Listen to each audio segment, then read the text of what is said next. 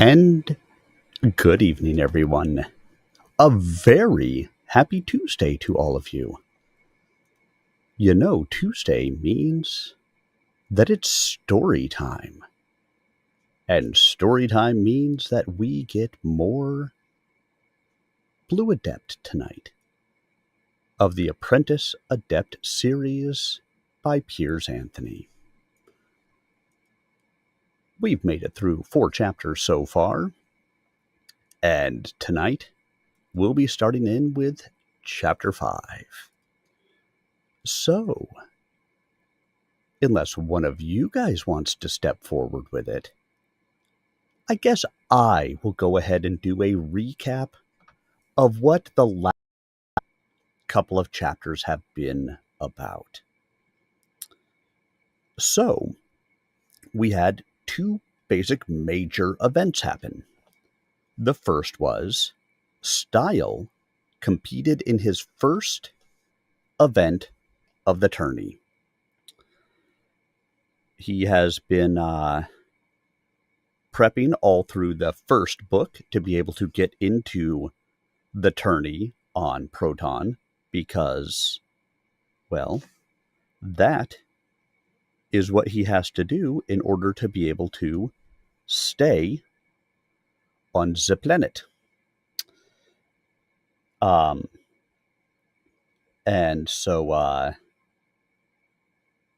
now he has successfully made it in. He had his first tournament. His first tournament game was against a man called the Rifleman, who happened to be a citizen. Hey, Joy and General, good evening. You made it just in time. 8 o'clock p.m. every Tuesday, unless I say differently. So he made it. He had his tournament game with the Rifleman, who was a previous tourney winner. So he was a serf in previous years and is now a citizen. Stile knew that that there was, a likelihood of him facing citizens, but he never thought that his first match would be against a citizen, especially not a former tourney winner. They played the grid and ended up coming out in an animal game. The animals were androids, and they played football. The Rifleman, as suggests, is a very good shot. Very good shot with pretty much all projectiles. He was a very good shot. Pulled out to an early lead. Stile managed to figure it out, come back, and through some skill and a whole bunch of luck, won the game against the Rifleman. And so he won his first tourney game. Yay! He goes back to the land of Phaze. Proton science, Phaze magical. He gets back to Phaze. And Hulk has returned to say that he can, defeat the unicorn herd stallion, but he's going to need the assistance of the platinum flute. Well, that's a journey in itself. So starts out with a vampire had helped Hulk out. So Stile helped out the vampire in turn by making a deal with the Yellow Adept to get him the potion that he needed in return for a favor to be decided later. And then he determines that they have to go and get the platinum flute. And so they have to go and visit the little people. The little people mine the ore, and they are the consummate makers of musical instruments. And there is, I want to say, brass and silver and gold. And of course, platinum is the best. And so they go on a journey. As a part of the journey, Stile finds out more about the background of Lady Blue, which, again, not terribly pertinent to our story, but if you want to hear it, go and check out the chapter. Chapter 4, guys, was a wicked long chapter.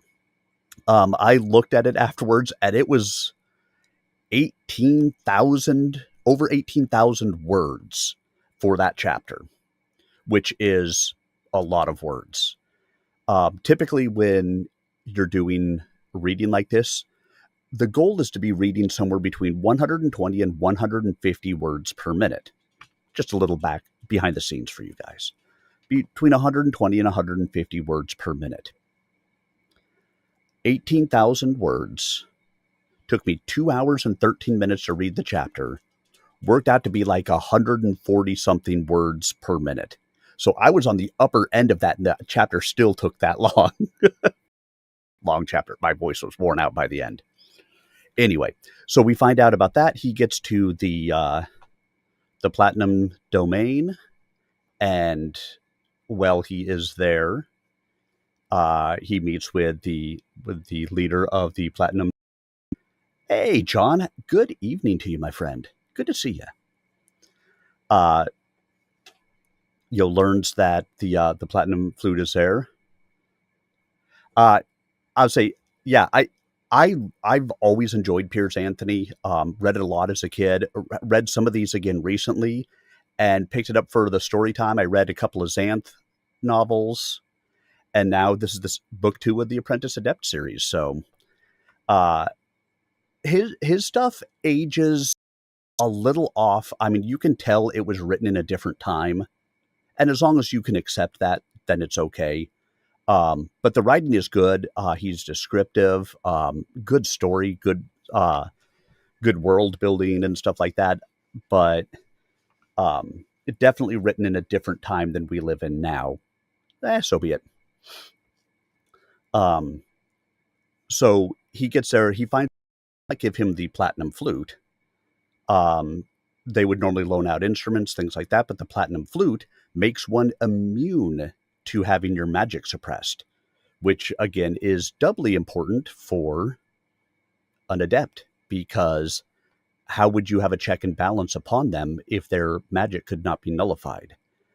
And so they determined that, look, maybe you are a good people, but maybe you're the foreordained, somebody for whom when you play the instrument, the mountains will shake.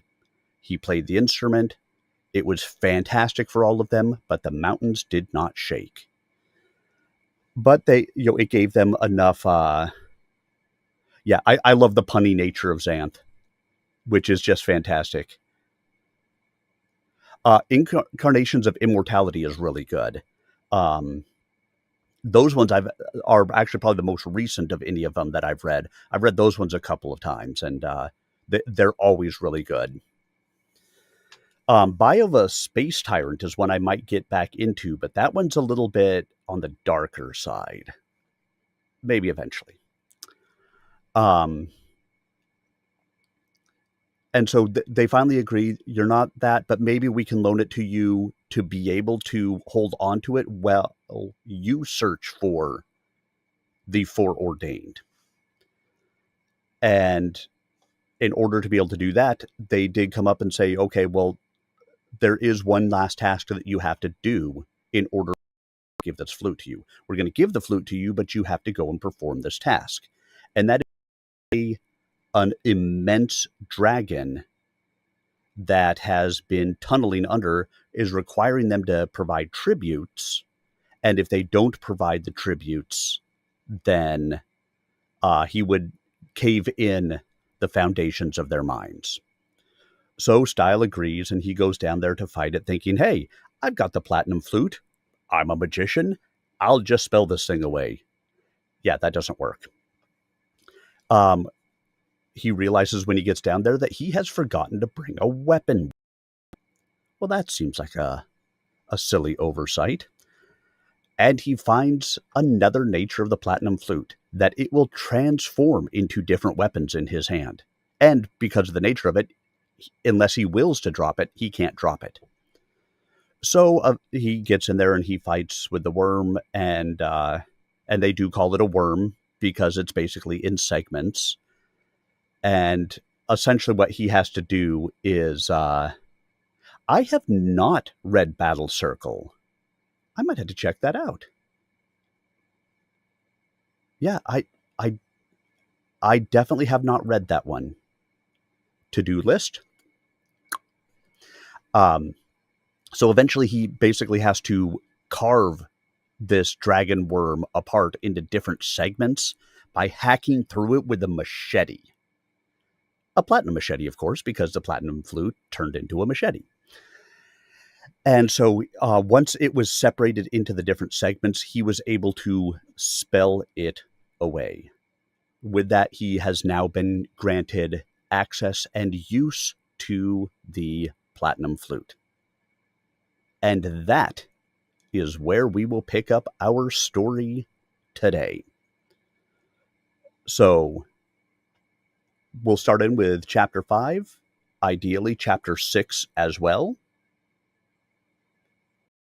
They are maybe even chapter 7, but at least 2. We'll get through 2. And if you have missed any of them, of course, they are available on my YouTube channel. All of these chapters of all of the previous Tuesday Storytime reads are all available on my YouTube channel, youtube.com/@SirArminius. I am streaming to both their Twitch and Kick right now. So the advantage of YouTube over Twitch, no ads. But if you stop out there, make sure you like, subscribe, comment, do all those fun things for me, would you?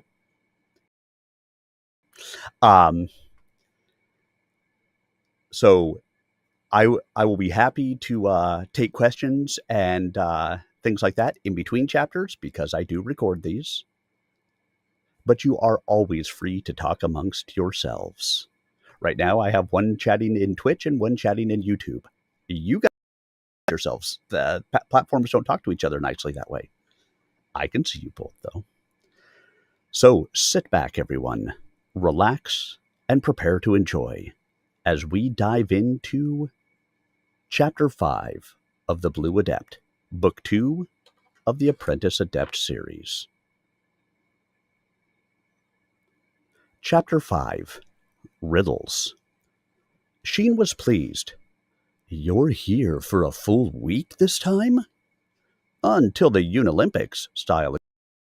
Nasa and the Lady Blue are relaxing after the little people, and I have considerable business here in Proton Frame, as long as my enemy doesn't strike. He shrugged. Of course, I'll be staying longer in Phaze Frame one of these times to run down my enemy there and look for the foreordained. If I wash out of the tourney, I'll spend the rest of my life there. What was it like being among the little people? Sheen asked. They were in their apartment, engaging in their usual occupation. Sheen was an extremely amorous female, and Stile's frequent absences and uncertainty of future increased her ardor. And, since he had a balked romantic situation in Phaze... Strange, he answered. I felt like a and I wasn't used to it. This must be the way Hulk feels. I really am more satisfied with my size than I used to be. He changed the subject. Where is Hulk? Did you help him? I believe so. I put him in touch with my friends. I assumed you would not have sent him if he could not be trusted. He can be trusted.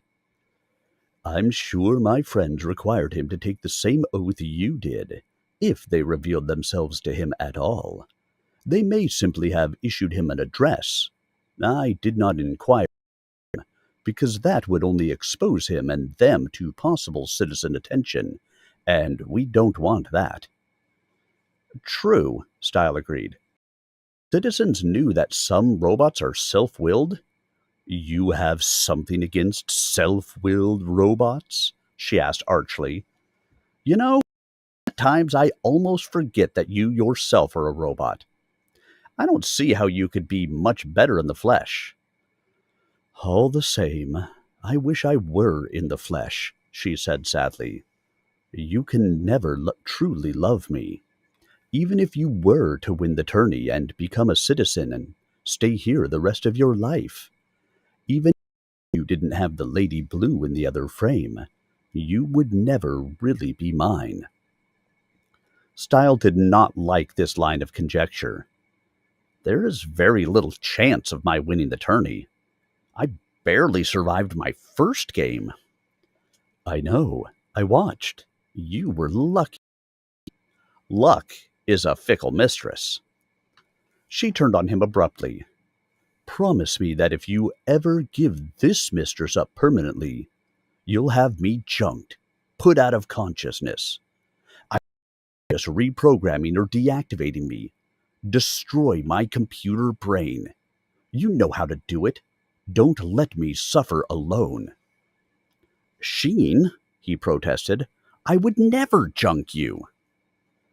"I like Nasa, and I'm resigned to the Lady Blue. I know you're sliding into love with her, and in time she'll love you, and there's your true romance. But this is a different frame. I can never meet. Nothing you do there needs to affect what you do here." "I am of both frames now," Stile said. "What affects me in one affects me in the other. You know that if the lady ever gives her love to me, we'll still be friends, you and I, but—" He halted, hating this, but not constituted to reveal the truth. "But not lovers," she finished. "Even that I can accept. Nasa accepted it. But if you ever find you can dispense with that remaining friendship, never, then you will junk me cleanly. Promise." Stile suffered a vision of himself hacking apart the living worm. That had been unclean dispatching. How much better it would have been if he could have banished that worm to non-existence with a single, painless spell. Sheen deserved at least that much. "I promise," he said. "But that time will never—" "Now it's time to get you back to the tourney," she said briskly. Stile had been near the head of the line for matching up before. This time he was near the end. That meant he could play this time and have another game soon. The later rounds would suffer less delay, as the number of remaining contestants declined. The elimination system did not eliminate half the contestants each round, but by round 4 it would approximate 50% attrition, and by round 8 it would be down to about 64 survivors, and the prizes. That was his minimum objective, to reach round 8, because that meant he would get another chance, even if he washed out of the tourney thereafter. In that sense, these first few games were the most critical, since they were also likely to be against the competent players, with certain notable exceptions. This was the time to avoid making any foolish errors. There was absolutely no sense in throwing away a game that could be easily won by being careful. His second game was against an older woman, a serf. She was unlikely to be any match for him. She would probably go chance. It was an obvious ploy against a superior player. Gave her the opportunity. The numbered facet. Well, there were ways to reduce the pseudo-equality of chance, and Stile played for them. He selected Tool. Sure enough, it came up 3B, Tool-assisted chance. The subgrid appeared. Stile played to avoid the pure chance complexes like dice set in favor of the semi-chance ones like cards. It came up dominoes. All right. Stile managed to steer it into the 91-piece, 12-spot domino variation, while the woman put it into the conventional draw game. Stile, familiar with all variants, had wanted one unfamiliar to his opponent to confuse her. He was halfway there. They adjourned to a games room and played. They laid all the dominoes face down, shuffled, and each drew one from the boneyard.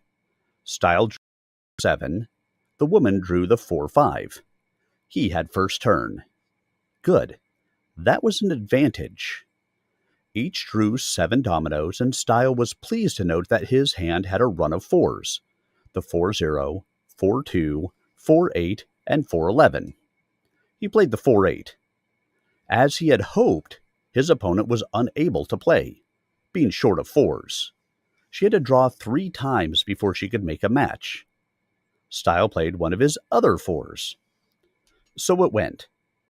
Confused by the vastly extended range of the dominoes and lacking the wit to eliminate the highest ones from her hand, the woman lost and delivered a goodly score to him. They played another hand, and a third, and he passed 200 points and won. She had never scored at all. Stile had made it to round 3 without even a scare. The woman just sat there after the game, her face set. Stile realized that she must have lost her first. This second loss, she would be out of the tourney, doomed to immediate exile. Some serfs suicided rather than leave Proton. They were the lowest class of people here, destined only to serve the arrogant citizens. Yet it was all they craved in life. Stile understood this attitude, for he had until recently shared it. Only the opening of the miraculous horizons of fate gave him a better alternative. He was sorry for the woman, yet what could he do? She had no chance to win the tourney anyway. It was best that she be put out of her misery promptly. Like Sheen? No, of course not like that. Yet the thought lingered, a shadow that could not quite be erased. He left the woman there. He did not feel good. As Stile and Sheen re-entered the apartment, the communication screen lighted. "Report to your employer for an update," a serf functionary said crisply, showing the identification of the person for whom Stile worked. "At this time, in this place." And a card emerged from the letter slot. Sheen took the card. "Oh no," she complained. "We have only half an hour to get there, and it's an isolated dome. I had hoped to have time to." "For a machine? You're certainly hung up on one thing," Stile teased her. "I'm programmed to be," she snapped. She had been fashioned to appeal to his tastes, and evidently his tastes ran to beauty, intelligence, and desire for his attention. Stile realized again, not comfortably, that he was in this respect a typical man. His human interests seemed unconscionably narrow when reflected so obviously. Yet Sheen was, in all respects but one, his ideal mate. That one canceled out the rest. She was not alive. She was a construct of metal and pseudo-flesh and artificial intellect. Yet he knew now that even had Sheen been a real person, a real, live person, she would not have to retain his after he encountered the Lady Blue. Because what had been his ideal woman 2 months ago was that no longer. The Lady Blue had a detailed and fascinating past as well as a future. She was changing with the passage of time, as Sheen could not, and so was matching Stile's own development. The Lady Blue had reshaped his ideal, conforming it to her likeness in flesh and personality and history. He was becoming acclimatized to the world of Phaze, and was losing identification with the world of Proton. It was not merely a matter of women. He would have loved Phaze regardless. Magic had become a more intriguing challenge than the game, but he had a commitment here in Proton, and he would see it through. And he had a gnawing need to ferret out his anonymous enemy and bring that person to an accounting. Who had lasered his knees? Who had sent Sheen to guard him? He could never rest content in Phaze until he knew the answers. But Sheen was already bustling him out. "We can't keep a citizen waiting. We have to get to that address in time." "I suppose so," agreed. A waste of time. By a citizen, that serf entered, since all tenure was terminated by such entry. But in another sense, employment continued, for citizens identified with those of their serfs who entered, making bets on their success. Many citizens gave serfs time off to practice for the tourney, so as to do better. Stile's own employer had done that, and if he extension of tenure, he would stay for that period. So whatever the technical status, he had better act in a manner conducive to the citizens' goodwill. I didn't know she had a dome at this address, Sheen remarked as they hurried to a sub-tube station. As a machine, she had little genuine curiosity, but with her programming and under Stile's tutelage, she had mastered this most feminine quality. Hardly ever did she make errors of characterization now. But, of course, all citizens are obscenely rich. Watching the tourney from a private retreat. They boarded the tube shuttle. A third passenger joined them, a middle-aged serf woman, well-formed. She was naked, like all serfs, and carrying a sealed freezer container. My employer insists the ice cream from one particular public food mart tastes better than the ice cream from anywhere else, she confided, tapping the container. So every day I have to make the trip and bring it back by hand. She thinks robot delivery distorts the flavor. It probably does, Sheen said, smiling obscurely. Citizens are like that, Stile said, falling into the ready camaraderie of serfs. I'm entered in the tourney, but my employer requires a personal report instead of the official one, so I'm making a trip every bit as foolish. He had no worry about visual and auditory perception devices that might report this conversation to the citizens. Of course they existed, but citizens had no interest in the opinions of serfs, and expected them to grumble privately. That's funny, the woman said. There are only 3 citizens at this terminus. Mine has no interest in the tourney, and another's off planet on business, and the third... She broke off. Sheen became alert. What about the third? Well, he hates the tourney. Says it's a waste of time and only generates new citizens when the planet has too many already. You couldn't be seeing him. My employer is a woman, Stile said. Mine is the only woman on this annex, and she surely is not sponsoring you. Stile showed her the address card. That's the tourney hater, the woman exclaimed. He's no woman. She made a small, significant gesture near her midsection. I know. Stile exchanged a glance with Sheen. The woman had signified that the citizen borrowed her for sexual purpose, as was his right so long as her own employer acquiesced.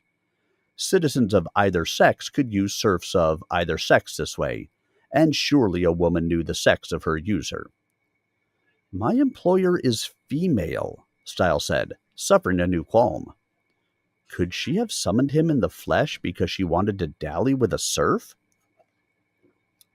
He would not be able to refuse her, but this was a complication he did not need.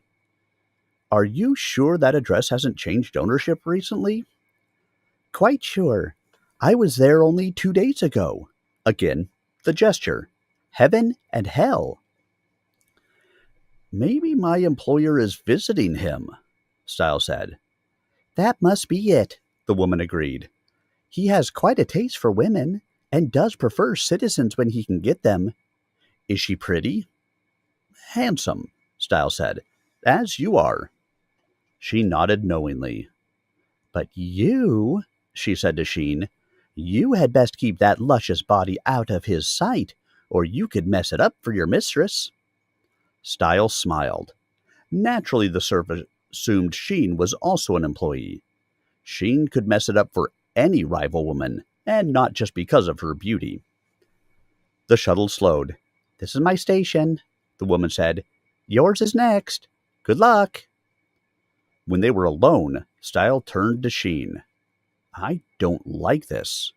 We can't skip out on a command appearance, but something seems wrong. Could the message be faked? It's genuine, Sheen said. She was a machine, and she could tell. But I agree. Something is funny. I'm summoning help. I don't think you should involve your friends in this. They don't want to call the attention of a citizen to themselves. Only to trace the origin of that message, she said, and to rouse your robot double. I think we can stall a few minutes while he travels by fast freight." The shuttle stopped. They got out and moved to a local food dispenser, using up the necessary time. Sheen ate a piece of reconstituted carrot. She was a machine, but could process food through her system, though it never was digested. Stile contented himself with a cup of neutral cocoa. In a surprisingly short time, a freight hatch opened and a Stile robot emerged, carrying a shipment tag.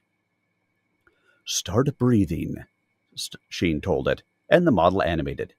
"Take this card, report to this address, broadcast continuously to me." Without a word, the robot took the card, glanced at it, and walked down the passage. The thing looked so small. Stile was embarrassed to think that this was the way he appeared to others. A child man, 35 years old, but the size of a 12-year-old boy. "Move," Sheen murmured, guiding him through a service aperture.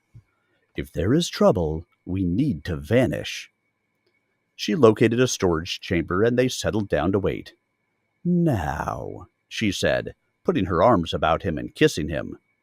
She was fully as soft and sensual as any live woman. But she froze in mid-kiss. Oops. What? My lips lose their living flavor? "I'm getting the report from the robot." Sheen used the term without self-consciousness. She was to an ordinary robot as a holograph was to a child's crayon picture. "It is a mistake. The male citizen has no visitor, and he sent no message." "Ooh," she shook her head. "That hurt." How could she feel pain? An unkind word? Destruction. He had the robot shoved into a melt beam disposer. The robot's gone. Just like that. Stile's own likeness, presenting himself in lieu of Stile, melted into waste material. Of course, it was foolish to get sentimental about machines. Sheen accepted. But Stile had interacted briefly with the robot and felt a certain identification. Did he know it was a robot?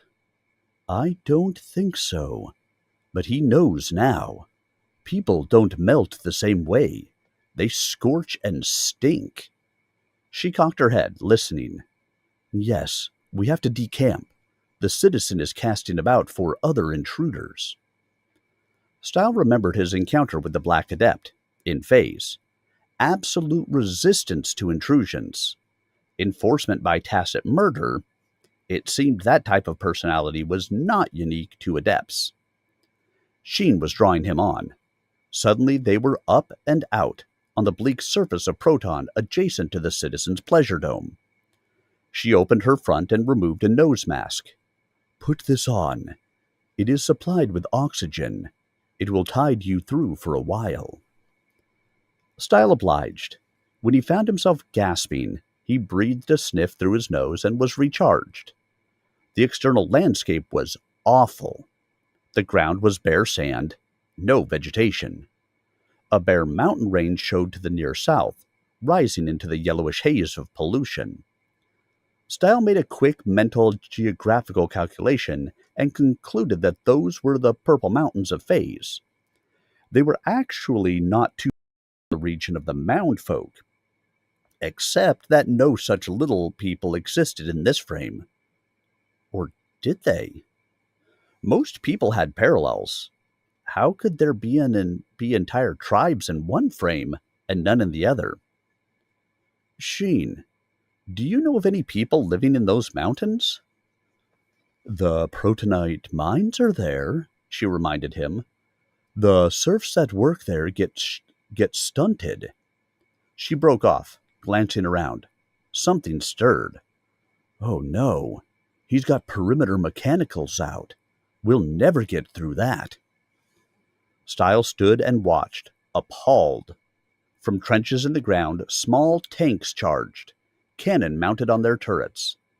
They formed a circle around the domed estate, moving rapidly, their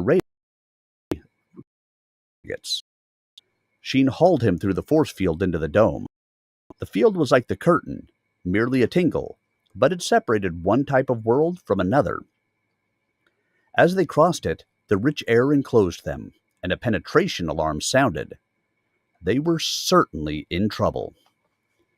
"Can your friends defuse the robot tanks?" Stile asked as they ran through outer storage chambers. "No, the tanks are on an autonomous system. Only the citizen can override their action. We're better off in here." There was a sound of androids converging. "Not much better," Stile muttered, but she was off again, and he had to follow. They ducked in and out of service passages. Sheen had unerring awareness of these, being able to tune in on the directive signals for maintenance robots. But the pursuit was close. They could not halt to camouflage themselves or ponder defensive measures. Suddenly, they burst into the main residential quarters and paused, amazed. It was heaven. Literal picture book heaven. The floor was made of soft white sponge, contoured to resemble clouds. Smaller clouds floated above, and on them winged babies perched, playing little harps. The front gate was nacreous, surely genuine pearl. Lovely music played softly in the background. Angelic hymns.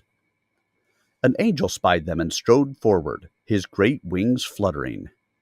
He wore a flowing robe on which a golden letter G was embroidered. "Ah, new guests of the Lord, have you renounced all worldly sins and lusts?" Neither Stein could think of a suitable spot rejoinder. They stood there, while the pursuing androids hove into sight. "Here now, what's this?" the angel cried. "You soulless freaks can't come in here." The androids backed away, disgruntled. They reminded Stile of the animals of his football game when a penalty was called. Now there was a voice from another cloud bank. "What is the disturbance, Gabriel?" a woman called. "We have visitors," the angel Gabriel called back. "But I am uncertain." The lady appeared. She wore a filmy gown that clung to her lushly convex contours. Stile found the effect indescribably erotic. He was accustomed to nakedness, or to complete clothing, but the halfway states? Surely this heaven was far from sexless.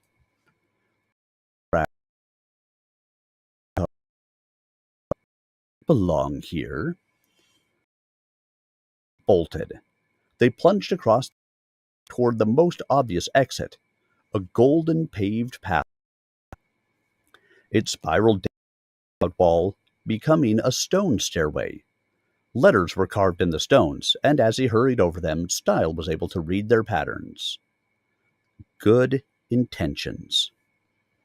At the bottom, the stair terminated in a massive, opaque double door. Sheen shoved it open, and they stepped through. Again, they both stood. This nether chamber was a complete contrast to the region above. It was hot, with open fires burning in many pits. Horrendous murals depicted grotesque scenes of lust and torture. Metal stakes anchored chains with manacles at the extremities. "This is hell," Stile said. "Heaven above, hell below." "It figures." "The surf on the shuttle mentioned heaven and hell," Sheen reminded him. "She meant it literally." A red-suited, homed, barb-tailed little devil appeared. He brandished his pitchfork menacingly. "Fresh meat," he cried exultantly. "Oh, have we got fires for you! Move it, you damned lost souls!" Behind them, feet sounded on the stairs. The androids had resumed the chase. It seemed the soulless ones were not barred from hell. Stile and Sheen took off again. Sheen charged the little devil, disarming him in passing. They ran across the floor of hell, dodging around smoking pits. "What's this?" Fat, full-sized devil cried. "You serfs don't belong here."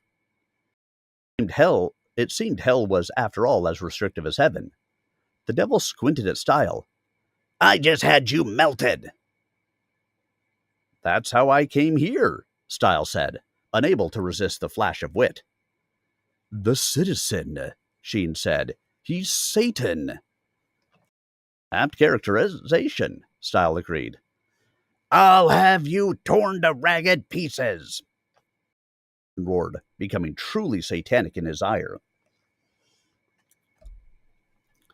You would do better to tear up whoever faked the message that brought us to this address, Stile said. Sir? The citizen paused. There is that. He glanced at the ceiling. Detail on that summons. A screen appeared. The summons was from a female citizen, the man's employer. The address was incorrect. Get me that citizen! Almost it seemed that smoke issued from Satan's nostrils. There was a pause. Then Stile's employer appeared in the screen, frowning. And for this serf? The satanic male citizen demanded, indicating Stile. The female citizen's eyes took in Satan and hell. Do I know you? She inquired coldly. You're a woman. You bet you know me. She elected to change the subject. I summoned this serf to my own address. What is he doing here? This was the address he was given, idiot. It certainly was not, she retorted. Then she perused the message. Why, the address has been changed. Who is responsible for this? Changed, Sheen murmured. The circuits connecting almost visibly in her computer head. Authentic summons, but one address chip substituted for another. The handiwork of your assassin. The female citizen bore on Sheen. Serf, you know who is responsible? Sir, I know someone is trying to kill Stile, Sheen said. I don't know who or why. The lady citizen frowned again. I have entered this serf in the turn, said to Satan. He has won 2 rounds. I dislike such interference. I dislike such intrusion on my premises, the male citizen said. Of course. I'm sure I would not care to intrude on such premises. I shall initiate an investigation, as should you. But considering that the serfs are in fact blameless, will you not release them unharmed? They have intruded, the citizen Satan said. The penalty is death. I've already suffered it, Stile muttered. Not for my serfs, the female citizen retorted, showing more spirit. If I lose this chance to score in the tourney, I shall be most upset. I am already upset, and I care not a fig for the tourney. The intruders must die, and good riddance. The female citizen frowned once more. It is unseemly for citizens to bicker in the presence of serfs. Otherwise, I would mention a drone missile currently oriented on your dome, capable of disrupting your power supply and irradiating your personnel. A certain inconvenience, I might suppose. I mean to have that serf. This gave the devil pause to consider. I agree. Citizens do not debate before serfs. Otherwise, I could mention a couple things myself, such as an anti-missile laser oriented on. Perhaps a fair compromise, she said. Give the serfs a fair start, and we shall wager on the outcome. The devil brightened. Their lives, plus 1 kilogram of protonite. Stile almost gasped.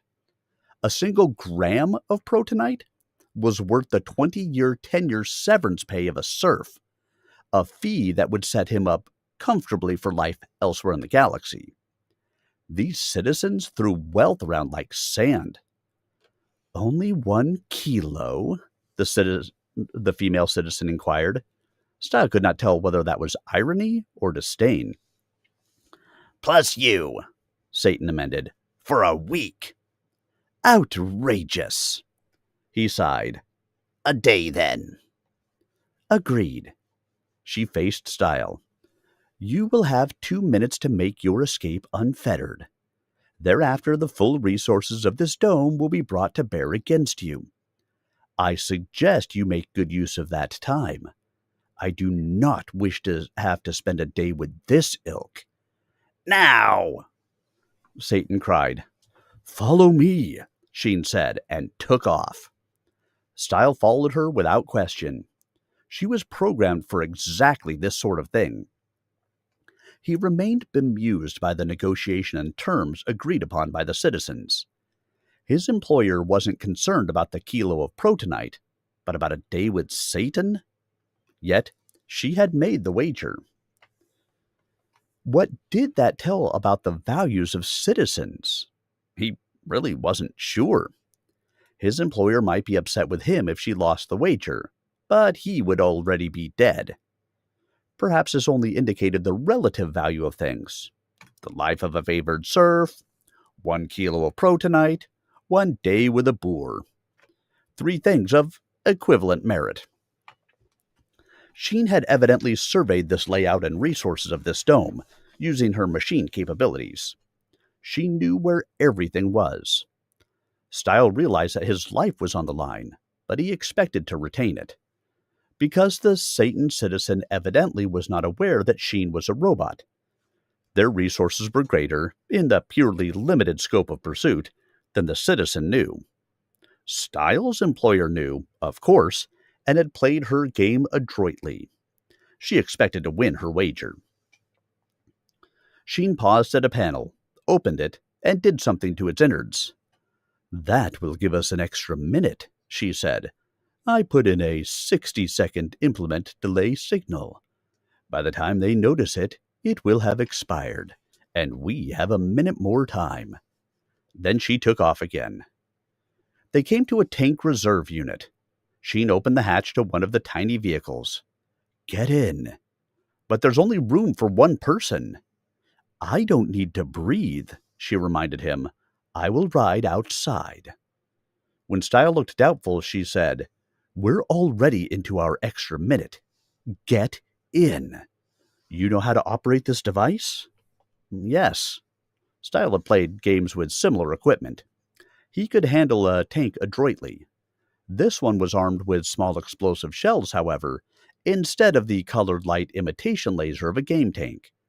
This was a real war machine, and that made him nervous.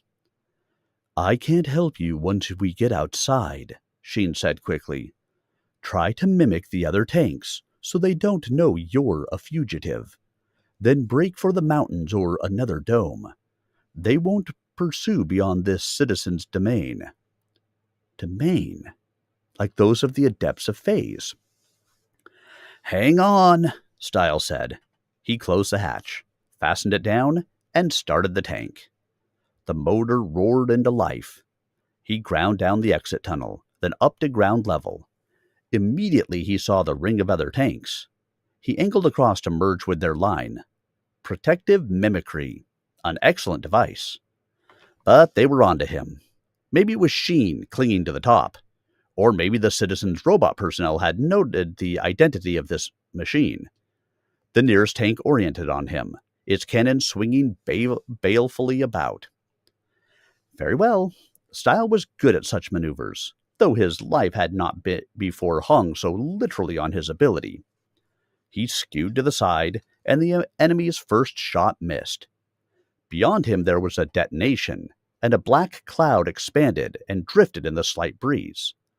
Stile spun his tank about and fired at the one who had attacked him. Stile's aim was good. There was a burst of flame, and a cloud of smoke enveloped the other machine. He was a dead shot with most projectile weapons, though he had never expected that game talent to pay off so handsomely in real life. Before that cloud had cleared, Stile whirled on the next, and scored on it too. However, the other tanks were converging on his own. There were too many of them, and Stile was conscious of Sheen on his top. Even a glancing hit or piece of shrapnel could wipe her out. There was really no chance to escape this region unscathed. Stile turned directly toward the citizen's dome. This put him between it and the pursuing tanks. They could not fire at him because any missed shot would strike the dome. Machines were generally stupid, but this would be programmed into them. The problem was that he remained confined. He could not break out of the ring of tanks without becoming a target. Before long, the speck of protonite that powered this vehicle would be exhausted. A heavy machine consumed a lot of energy. Then he would be stuck, vulnerable to whatever Satan had in mind for him. It would surely be hellish. Well, do the unexpected. It was all that remained. Stile roared straight through the force field and into the dome itself. Let the citizen deal with this. In moments, he plowed through the partitions of the outer chambers, scattering stage props and supplies, and emerged upstairs in heaven. Angels scattered, screaming with uneternal terror, as the tank burst through a cloud bank, shredding puffs of clouds and crunching the foam floor beneath. Stile slowed, not wanting to hurt anyone. After all, the angels were only costumed serfs. Also, if anyone died, his tenure on Proton would be abruptly terminated, and if the police arrested him before he reached the sanctity of the tourney premises, he would not be allowed to reach it. No one could be arrested in the game annex itself, but how would he return to Phaze? As far as he knew, no fold of the curtain passed the annex. So he was careful, and conscious of the anomaly of a tank touring heaven, carrying a lady robot. He wanted to stop to check on Sheen, but knew he could not afford the delay. He had to figure out a course of action before the citizens' forces reorganized. Could he charge on down to the subway shuttle? The passages were fairly broad, and the tank should fit. But what would he do when he got there? This machine would not fit aboard a shuttle, and would have trouble running along the confined channel the shuttles used. But if he left this machine, he would be lasered down. Yet, where else would he go? All his alternatives seemed futile. Then he suffered inspiration. The curtain, of course. He had surveyed it near here, from the other side. If he could locate it, reach it. It was a gamble at best. The curtain might not be close enough, and if it was within range, he might not be able to spot it from the tank. And if he did spot it, he still might not be able to will himself through it while riding in the tank. Yet one thing he was not going to do was stop and get out, under the guns of the other tanks. It was no gamble at all to remain here idle. He would inevitably fall to Satan's forces. He had to try for the curtain. He crashed on out of heaven, through the interim chambers, and on into the barrens of Proton. The enemy tanks were on the other side of the dome, where he had entered. That was a break for him. Stile headed toward the region where the curtain should be. With just a little further luck, the enemy tanks reacted as one, cruising around the dome on either side and spreading out to form a broad line. Now they were getting him into their sights, and the dome was not going to be in the line of fire much longer. No good luck for him here. Stile threw his tank from side to side as the firing commenced, making a difficult target. Machines were accurate shooters when the target was stationary or in steady motion, but when velocity was erratic and non-laser weapons were being employed, as now seemed to be the case, it was necessary to anticipate the strategy of the prey. Otherwise, the time it took the shell to travel would put it behind the target tank. Since Stile was humanly unpredictable, the shots were missing, but he could not afford to flaunt himself before them for long. Inevitably, a shell would score, at least disabling his machine. Then he would become a stationary target, a sitting quack, as it was described in game parlance. In Phaze, he thought with fleeting humor, he had to watch out for spells. Here, it was shells. But his meandering had another purpose, to locate the curtain. It was here somewhere, but there were such poor reference points on the bare sand that he could not place it precisely. The curtain could curve about, and it shimmered so faintly that it was invisible from any distance, even for those like himself who were able to perceive it at all. He would probably come upon it so swiftly that he would pass it before realizing. Then he would have to turn and try to cross from the other side, while the enemy tanks had full seconds to orient. A shell exploded in the sand beside him. The concussion shoved Stile's tank violently to the side. Something flew from it, visible in his screen. A section of armor? No, it was Sheen. Then Stile saw the curtain, angling across his path just ahead. He must have been traveling beside it, not quite intersecting it. He could veer right and pass through it now. Not without Sheen. Yet he could not halt. That would be instant fiery death. Already his pace had slackened. The enemy tanks were closing. Their aim would become correspondingly more accurate. He had to get across, or perish. Sheen had asked to be junked cleanly. Was this the occasion? Should he, after all, allow her to? Stile set the controls to automatic, opened the hatch, and climbed out. The tank was moving at about 50 kilometers per hour now.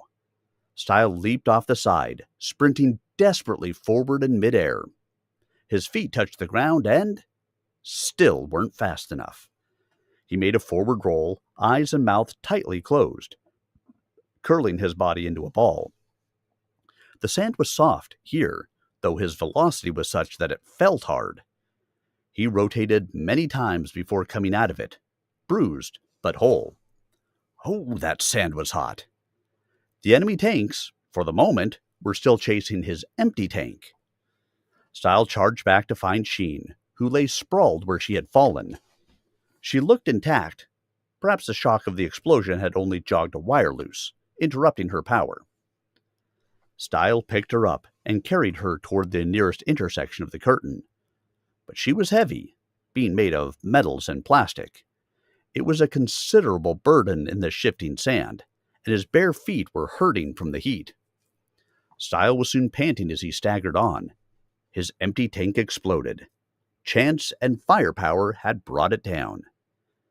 Now the enemy tanks slowed their pursuit, turning to return to their normal perimeter. And of course, they became aware of Stile, lumbering along with his burden. Cannons swiveled to bear on him, but there was the curtain just ahead. Stile summoned his reserves and leaped. Phaze, he thought, willing himself through. A tank fired, the shell whistled, the sand behind Stile erupted. Then the faint tingle of the curtain was on him. Stile fell to the ground, and it was green turf. Sheen was wrenched from his grasp and rolled through the grass and leaves and landed arms and legs akimbo. One foot was burning. Stile realized that it remained on the other side of the curtain, where the smoke and heat of the shell blast touched it. Hastily, he drew it through. It was not burned, merely uncomfortable. Now he went to Sheen. She was disheveled and battered, her fine torso abraded.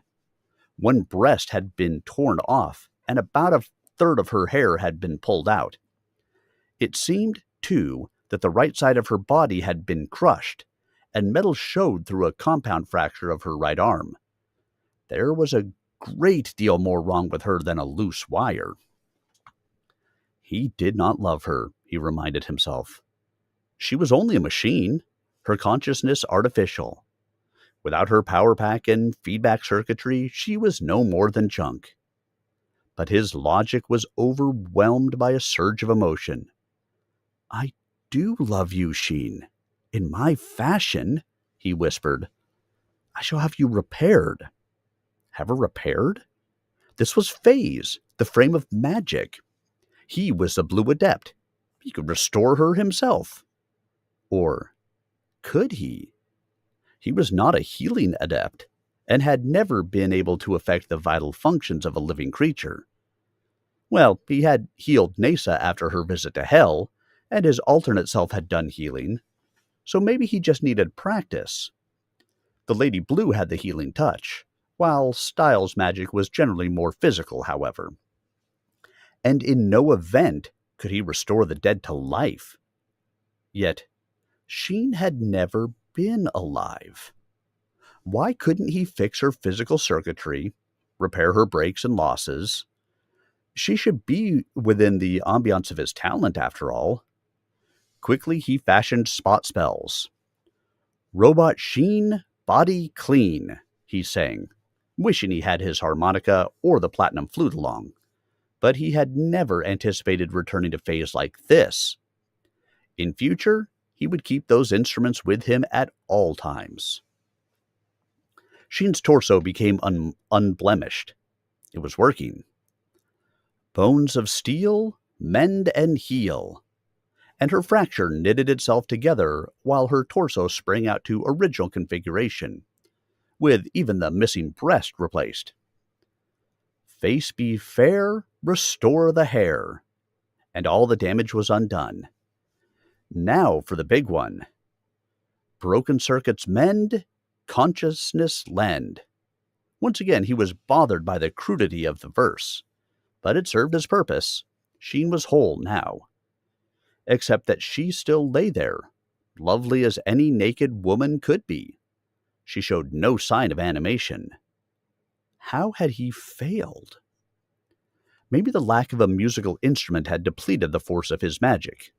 Stile conjured a simple guitar and used it to strum up greater power, then tried other spells. He covered everything he could think of, but nothing worked. At last, succumbing to a reaction from his own narrow escape and grief-stricken at her apparent demise, he threw himself on her body and kissed her unresponsive lips. "Oh, Sheen, I'm sorry." If he had expected his kiss to bring her magically to life, he was disappointed. She remained defunct. After a moment, Stile sat up. His face was wet, a signal of his emotion. "I can't accept this," he said. "There has to be something." Then it came to him. Sheen was a sophisticated machine, mechanical and electronic, a creature of advanced science and technology, and such things were not operative in the fantasy frame. Sheen could be in perfect condition, he could not say health, yet be inoperative here. Only her body could cross the curtain, not her functioning. The answer was to get her back to her own frame. He had business there anyway. This excursion into Phaze was merely a device to save his own life. Stile got up, then picked up the robot. He braced himself for the penalty of vertigo, then sang a spell to transport him instantly to his usual curtain-crossing place. Arriving there, he spelled them through. Sheen woke as the passage formed about them. "Stile!" she exclaimed. "What? Where?" He kissed her and set her down. "I'll explain it all. But first we have to contact my employer and advise her that she won her bet. She doesn't have to spend time with Satan." "Yes," she agreed. "But how?" "I do love you somewhat," Stile said. "I know that now. But I'm a machine. And I'm a concatenation of protoplasm." He spanked her pert bare bottom. "Now move, creature!" She reoriented swiftly. "I'd certainly like to know what happened during my blank. The last I remember, I was riding the tank. Now I'm here. It's like magic." Stile laughed to see her unrobotic confusion. He was so glad to have her animated again that he felt giddy. No, that was the vertigo of his self-transport. "Just exactly like magic," he agreed, and drawing her on. His round 3 game was with an alien. Stile had never played a non-human living creature before. He had seen them play, since 24 aliens were admitted to every tourney. But often the majority of these aliens were merely wealthy, otherworld human beings, or at least humanoids. Many people were attracted by the lure of unmitigated wealth and power, but few who were not of the system were permitted to compete. Stile understood that the entry fee for off-worlders was formidable, whereas there was no fee for serfs. Oh, they had the system well worked out. One way or another, the dues were paid. But this one was that rarity, a genuine alien creature. It had a ring of tentacles in lieu of arms above, and 6 little caterpillar feet below, and its face was merely an elephantine proboscis. There did seem to be sensory organs on little stalks that hobbled about. Stile presumed the ones with bald ends were eyes, and the ones with hollow bells were ears. He could not account for the ones with opaque discs.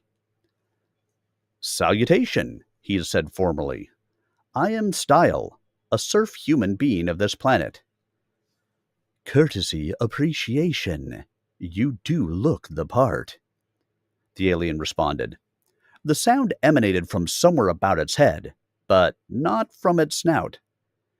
"I will be Dnging of elsewhere." "Apology. I am unable to pronounce your name." "Complete with vowel sound of your choice. Irrelevancy to local vocal." "Dogo no?" Stile inquired. "No, for brief. Sufficiently." "No," Stile agreed. "You are prepared for any game?" "Appallingly." Then he need feel no guilt about playing hard to win. This creature could have spent a lifetime preparing for this single event and have some inhuman skills. Already to evaluate No's potential. Those tentacles looked sturdy and supple. The creature was probably apt at mechanical things. It was probably best to stay clear of any physical contest. Since he did not care to gamble in chance or art, that left mental, if he had the choice. On the other range, he had best stay clear of tools or machines, again fearing that alien dexterity. So he should go for naked or animal. Probably the latter, since he understood local animals well, and the alien probably did not. "Prior matches. Compare?" No asked. That would help him gain an insight into the alien's propensities. "I played football with a citizen and dominoes with a female serf," Stile. "For me, foot's too small. No either. Element." Pretty savvy, this creature. The grid leads to compromise. "So I explicated. Tiddlywinks with manchild and storytelling with citizen. Won games, but nervous." "Certainly," Stile agreed. Under the alien form, this being was a true gamesman. Stile had experienced such competitive nervousness many times. In fact, every game brought it on. That was part of the addiction of it. He was in the tourney to try for citizenship, surely, but he also had an abiding delight in the competition of the thing, the endless variance, the excitement of the temporarily unknown. That was what had caused him to remain on Proton as a serf, instead of departing with his parents when their tour of tenure had expired. The fascinating compulsion of the game had ruled him. Now, ironically, his major involvement was with the lovely frame of Phaze. There he was a person of considerable substance, a magician. He had been an attorney here at a time when its significance for him had been greatly reduced. Yet new reasons had erupted to restore its importance. He was doing it for Sheen, and for pride, and for the chance to discover who was trying to kill him, and to achieve the ability to do something about it. Just as he was participating in the quest of the platinum flute in Phaze, for Neza and pride and eventual vengeance. So despite the considerable flux in both frames, hardly changed. Was jolted out of his reverie by the announcement of his game. He and the alien stepped up to the grid unit. The alien was even shorter than Stile, with only its perception stalk showing above the unit. Since the grid screens on either side were all that counted, this did not matter. Normally, Stile preferred to study his opponent for telltale reactions during the stress of selection. A hint about a person's nervous state could spell the key to victory. But he could not read anyway. The primary grid showed. Good. Stile had the numbers. Without hesitation, he selected mental. No was just as quick, which alarmed Stile. If this creature was as fast on its mental feat as his reaction time indicated, this meant trouble. The selected panel showed 2A, mental, naked. Mind alone, no body involvement. The secondary grid appeared. Numbered across the top were the categories social, power, math, humor. Lettered down the side were the qualities information, memory, riddle, manipulation. Stile had the numbers, and that was fine. Suppose he chose social. The alien could choose information, and the subgrid could put them into the planetary history, where No would be well prepared. What was the date equation of the bohunk of planet T total? In local 0 meridian time. He certainly didn't need that. Should he choose power? No could choose memory, and they could rival each other in the recall of extended sequences of letters, numbers, and concepts, the kind of thing that used to fill the tests that supposedly indicated human intelligence. Stile was good at this, in human terms, but how could he be sure that No did not possess long-term eidetic memory and be virtually invincible? Or the alien could select manipulation, and they could wind up playing a mental game of three-dimensional chess. Stile could do that too, but it was a literal headache. However, math could lead to the identification of obscure formulae if No chose information, or the spot rehearsal of log tables or trig functions. Math riddles could be just as bad. Better go to manipulation and do complex problems in his head. But if he chose humor and No chose riddle, they would wind up comparing puns. Puns with an alien? Damn it! He was up against a completely unknown quality of opponent. Any choice could be ruinous. If only he had had time to do his homework, researching his prospective opponents, however scantily. Then at least he would have had some broad notion what to avoid. But this business in Phaze had crippled his research time. Stile sighed. He would have to go with math.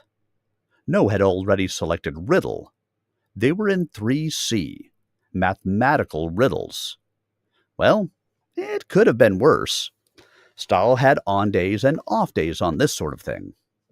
Sometimes inspiration presented him with a brilliant response, and sometimes he felt as if his head were stuffed with sawdust, and sometimes he cursed himself for missing the obvious. But normally he was pretty sharp on mathematical riddles, and he knew a great number of them. The final grid was about as simple as they came. 4 squares. The top was 1. Computer-generated, 2. Self-generated. The side was A. Dual response, B. Individual response. Just 4 alternatives. Stile had the numbers. No's antennae wavered in agitation. Nonetheless, is this naked mental?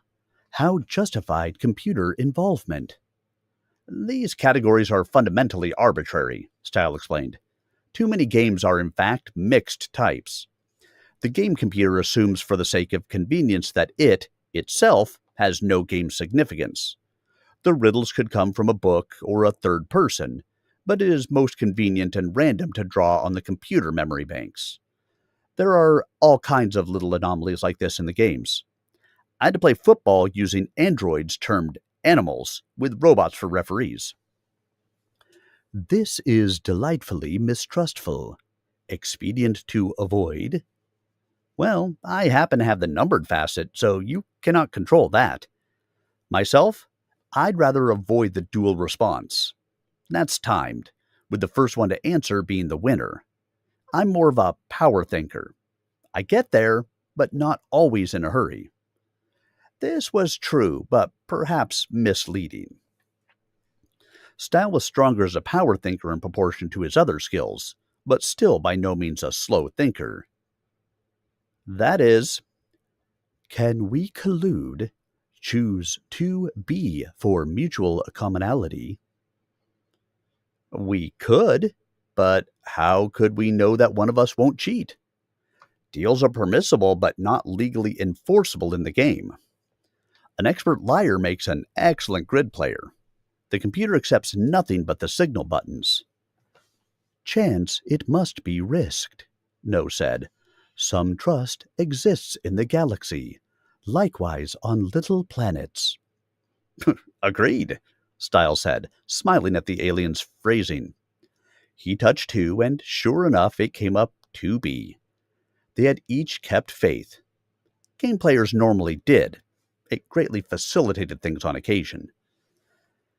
Now they adjourned to a bare private chamber. Select a recipient for the first riddle, the game computer said from a wall speaker. Recipient must answer within 10 minutes, then propose a counter riddle for the other. In the event of failure to answer, proponent must answer his own riddle, then answer opponent's riddle within the time limit. The first contestant to achieve such success is the victor. Computer will arbitrate the technical points. You courteously explained situation, No said. Appreciation I yield initial. It really did not make any difference who went first, since only an unanswered or misanswered riddle followed by a successful defense counted. But Stile was glad to get into it, for psychological reasons. He had a number of tricky questions stored in the back of his mind. Now he would find out just what the alien was made of, intellectually. Picture 3 equal-length sticks, Stile said carefully, each quite straight, without blemish. Form them into a triangle. This is not difficult. With 2 additional sticks of the same size and kind, a second triangle can be formed against a face of the first. Now, can you fashion 4 congruent triangles from only 6 such sticks? No considered. Enjoyability this example. Permissible to employ 1 stick to bisect double triangle figure formed from segments of sticks? No. Each stick must represent exactly 1 side of each triangle. No projecting points. But Stile felt a tingle of apprehension. Such a device would indeed have formed 4 congruent triangles, and similar overlapping could make up to 6 of them. This creature was no patsy. Permissible to cross sticks to form pattern of star, with each point a triangle. No crossing. So quick to explore the possibilities. The headsocks hobbled thoughtfully for almost a minute, then, permissible to employ a 3rd dimension. The alien had it. Permissible, Stile agreed gamely. Then, to elevate 1 stick from each angle of first triangle, touching at apex to form 4-sided pyramid, each side triangle. You've got it, Stile admitted. Your turn. Agreeable game. Triangles amenable to my pleasure. Agree, sum of angles is half circle? 180 degrees, Stile agreed. Present triangle totaling 3/4 circle. That's, Stile began, but he choked off the word. Impossible. Obviously the alien had something in mind. Yet how could any triangle have a total of 270 degrees? He had understood 180 was part of the definition of any triangle. Each angle could vary, but another angle always varied inversely to compensate. If one angle was 179 degrees, the other two would total 1 degree. Otherwise, there would be no triangle. Unless there could be an overlay of triangles, one angle counting as part of another triangle, adding to the total. That didn't seem sensible yet. Permissible to overlap triangles? Stile inquired. Never. So much for that. Stile paced the floor, visualizing triangles of all shapes and sizes. No matter how he made them, none had more than 180 degrees. Could they have differing definitions of triangles? Permissible to have more than 3 angles in the figure? Never. Down again. Damn it! It wasn't possible. Yet somehow, by some logic, it had to be, or the alien would not have proposed it. Stile had encountered situations in which the supposedly impossible had turned out to be possible, like turning a torus inside out through a hole in its side. Topology. There was a fertile field for intellectual riddles. Shapes that were infinitely distortable without sacrificing their fundamental qualities. Bend it, twist it, stretch it, tie it in knots. It did not really change. Now, if he could do that with a triangle, bowing out the sides so as to widen the angles, but then its sides would be curved. No good. Maybe it was if it was painted on a rubberite sheet, which sheet was stretched. Aha! A curved surface. No had not specified a flat surface. A triangle drawn on a sphere. Permissible to employ a curved surface? Stile inquired triumphantly. Never. Triangle must be rigid frame, as were your own. Ouch!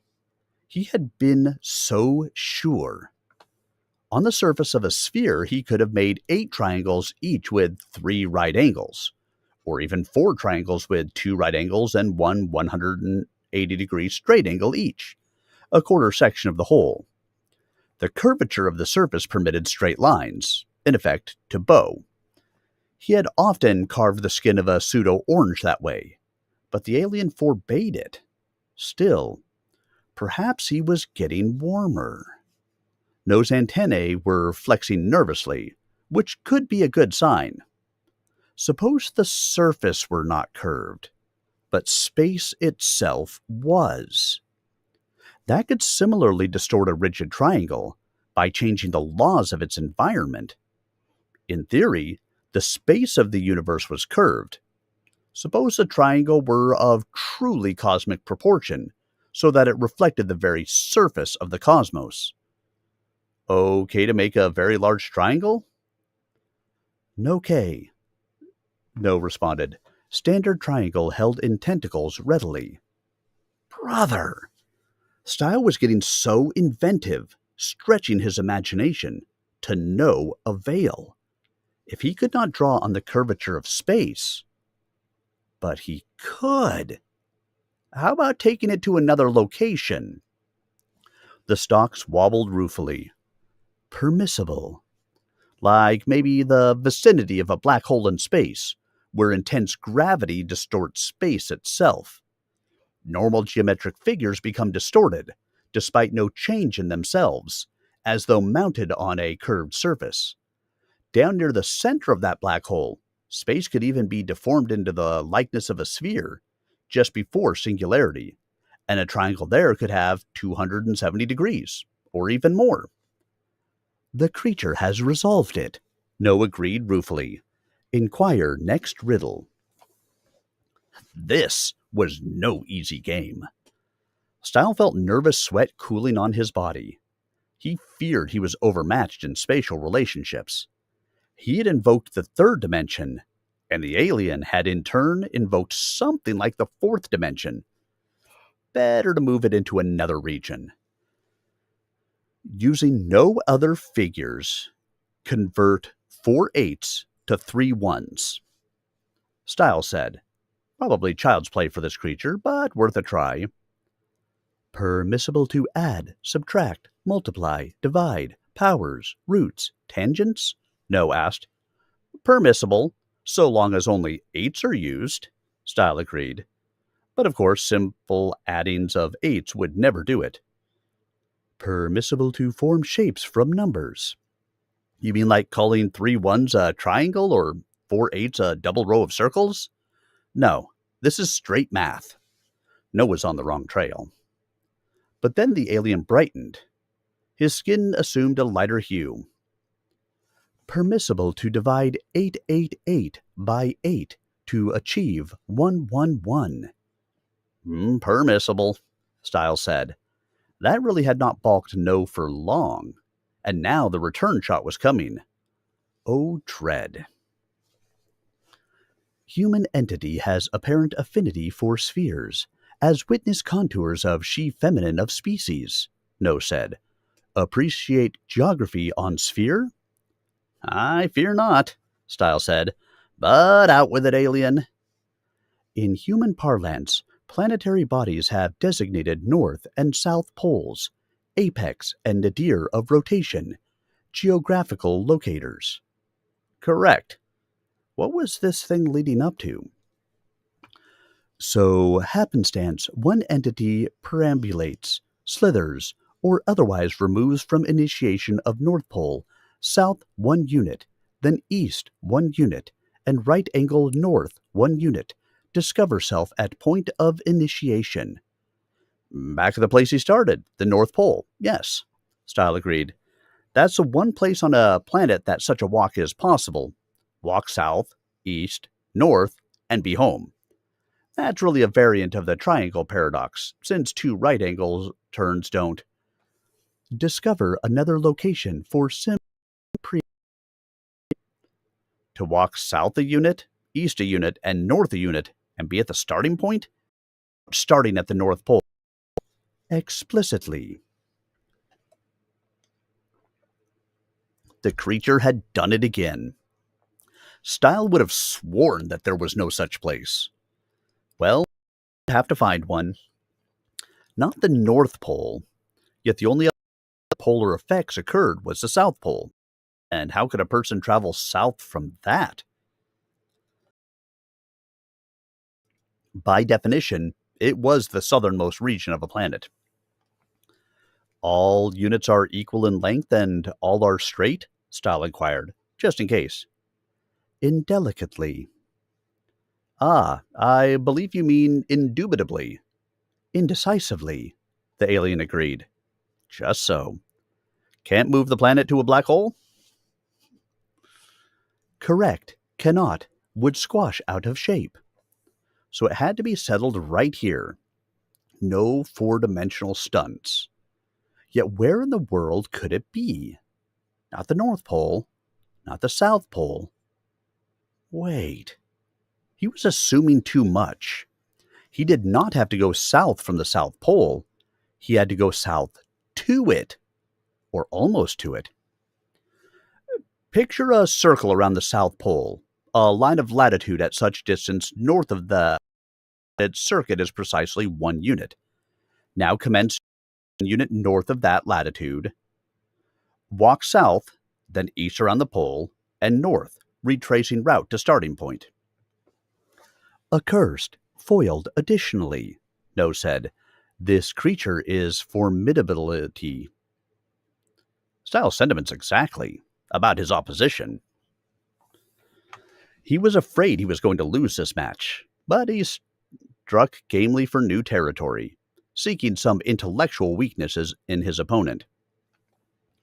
The formula x squared plus y equals represents a perfect circle with a radius of z, as described in what we call the Pythagorean theorem. He said, "Are you familiar with the mechanism?" Concurrently, we term it the snake growl time equation. Stile suspected there was a bit of alien humor there, but he had to concentrate on the job at hand instead of figuring out the reference. He was glad he had not gotten into a punning contest. What version of this formula represents a square? No variation, No protested. That formula generates only a curve. A variation must remain curvaceous. No straight lines from this.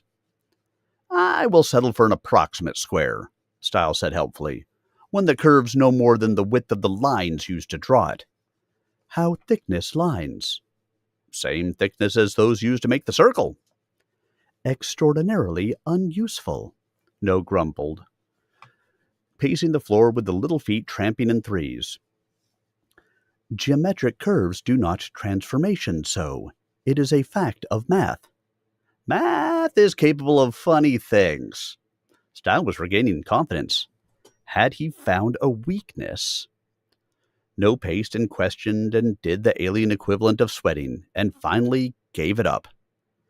Incapability of symbolizing this. Demand refutation. Try x to the infinity plus y to the infinity equals z to the infinity, Stile said. Party of the first part raised to the infinitive power, plus party of the second part raised similarly. This is meaningless. Well, try it part way to get the drift. X to the third plus... Part way? No demanded querulously. Cannot split infinity. Stile thought of the infinities of the scientific and magical universes, split by the curtain. But that was not relevant here.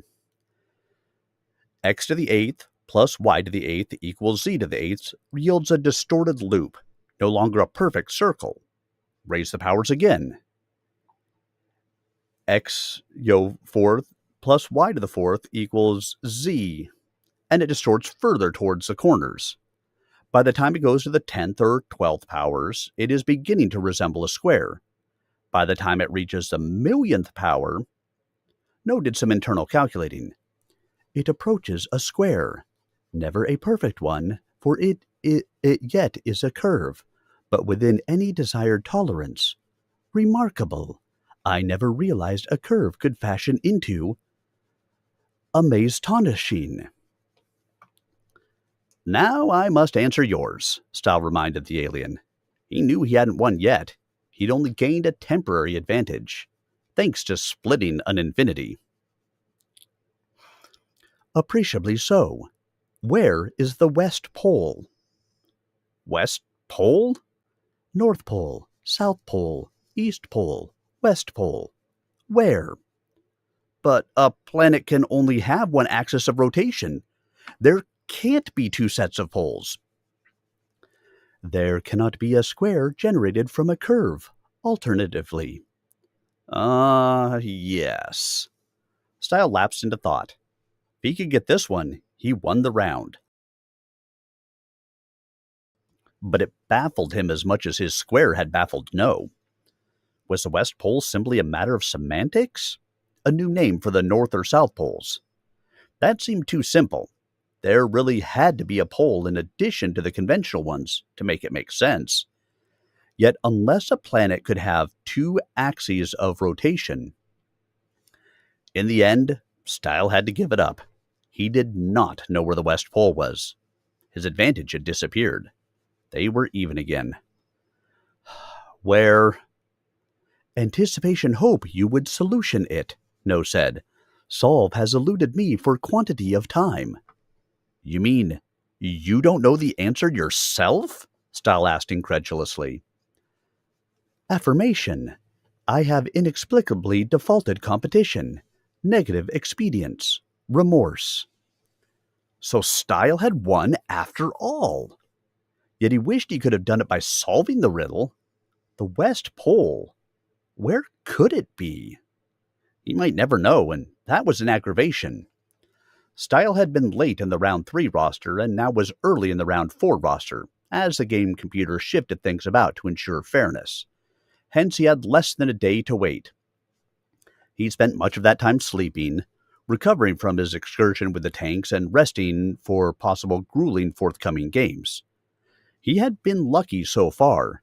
He could readily have lost the football game and the riddle one, and there was always the specter of chance to wash him out randomly. Most Duffer players were fascinated by chance. It was the great equalizer. So he hoped he would encounter a reasonably experienced player, one who preferred to fight it out honestly, one who figured he had a chance to win by skill or a fortuitous event in a skill contest, like the referee's miscall in the football game. But a true skill contest could be arduous, exhausting both participants so that the winner was at a disadvantage for the next game. If Stile's employer discovered anything in the course of her investigation into the matter of the forged message address, she did not confide it in him. That was the way of citizens. They often treated serfs with superficial courtesy, but no follow-through. The citizen he had encountered in round 1, the rifleman, was an example. There had been no further communication from him. There was no such thing in Proton law and custom as a binding commitment by citizen to serf. Everything went the other way. Stile remained troubled by the continuing campaign against him by his anonymous enemy. At first, he had thought this person had sent Sheen and then lasered his knees as a warning to get out of horse racing. But he had gotten out, and the threat continued. There had been a citizen who was after him, but that had been effectively neutralized, and Sheen's self-willed robot friends had verified he was not the present offender. They had not been able to trace the source of the substituted address because it had not been handled through any computer circuits. It had been a mechanical act. But they had watched that particular citizen and knew that he was relatively innocent. Someone wanted Stile dead, in Proton and in Phaze.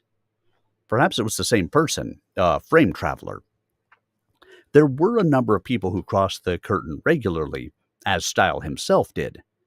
Maybe that same one had killed Stile's other self, the Blue Adept, and tried for Stile with less success. Probably another Adept. No lesser person could have done it. But who? The maker of golems or the maker of amulets? Stile was becoming most eager to know. If he beat the long odds and won the tourney, he would have at his disposal the resources of a citizen. Then he would be in a position to find out, and to take remedial action. That was a real imperative of his present drive. He could not wash out of the tourney and simply return to Phaze to court the Lady Blue. Not when a curtain-crossing adept was laying constant death traps for him. He had life and death riddles to solve first. His round 4 opponent was a woman his own age, Hela, first rung of the age 35 ladder. Stile had qualified for the tourney by being 5th on the male 35 ladder, but he was actually the top player of his age. Many top players remained deliberately low on their game ladders, so as to avoid the annual tourney draft of the top 5. Hela, however, really was the top female player, whose tenure ended this year. She had been eager to enter the tourney. Nonetheless, she was not in Stile's class. He could outperform her in most of the physical games and match her in the mental ones. If he got the numbers, he would have no gallantry at all. He would choose physical. If he had the letters, he would have to go for tool, to put it into the board games block, where he retained the advantage over her. Hela was a fit, statuesque woman, taller and heavier than Stile. She had half-length dark blonde hair, slightly curly, and lips a little too thin. She looked like what she was, a healthy, cynical, hard-driving woman, nevertheless possessed of a not inconsiderable sex appeal. Larger men found her quite attractive, and she was said to be proficient at private games, the kind that men and women played off-record. Stile played her often, in random games, but had never socialized with her. Most women did not get romantic about men who were smaller than themselves, and she was no exception. Stile himself had always been diffident about women, and remained so. Sheen was special, and not really a woman. The Lady Blue was special too, and Stile really found himself unable to forward his suit with her. She was his other self's widow. "I would rather not have come up against you," Hela told him in the waiting room. "I'm already halfway out. A duffer caught me in chance." "That's the way it goes," Stile said. "I have nothing against you, but I intend to put you away." "Of course," she said, "if you get the numbers." "If I get the numbers," he agreed. Their summons came. Stile did not get the numbers. Thus, they landed in 2B, tool-assisted mental games. They played the 16 choices of the subgrid and came to maze. They adjourned to the maze section of the game premises. The game computer formed new mazes for each contest by sliding walls and panels along set channels. There was an extraordinary number of combinations, and it was not possible to get the correct route through. One person started from each end, and the first to complete the route won. They took their places. Stile was designated blue, the convention for males, and Hella red, the convention for females. Had two males been competing, they would have been blue and green, or red and yellow for females. The computer liked things orderly. The starting buzzer sounded. Stile pushed through the blue door into the labyrinth. Inside, the walls and floor were restfully light gray, the ceiling a translucent illumination panel. As Stile's weight came on the floor, it turned blue, panel by panel, and remained that way to show where he had been. Spectators could view this game on vision screens in mock-up form, the patterns developing in red and blue to show the progress of both competitors, appreciating the ironies of wrong turnings and near approaches to each other. Stile moved quickly down the hall, his blue trail keeping pace, until he came to the first division. He didn't hesitate. He took the left passage. Further along, it divided again. This time, he took the right passage. The general law of chance would make the right and left splits along the proper way come out about even.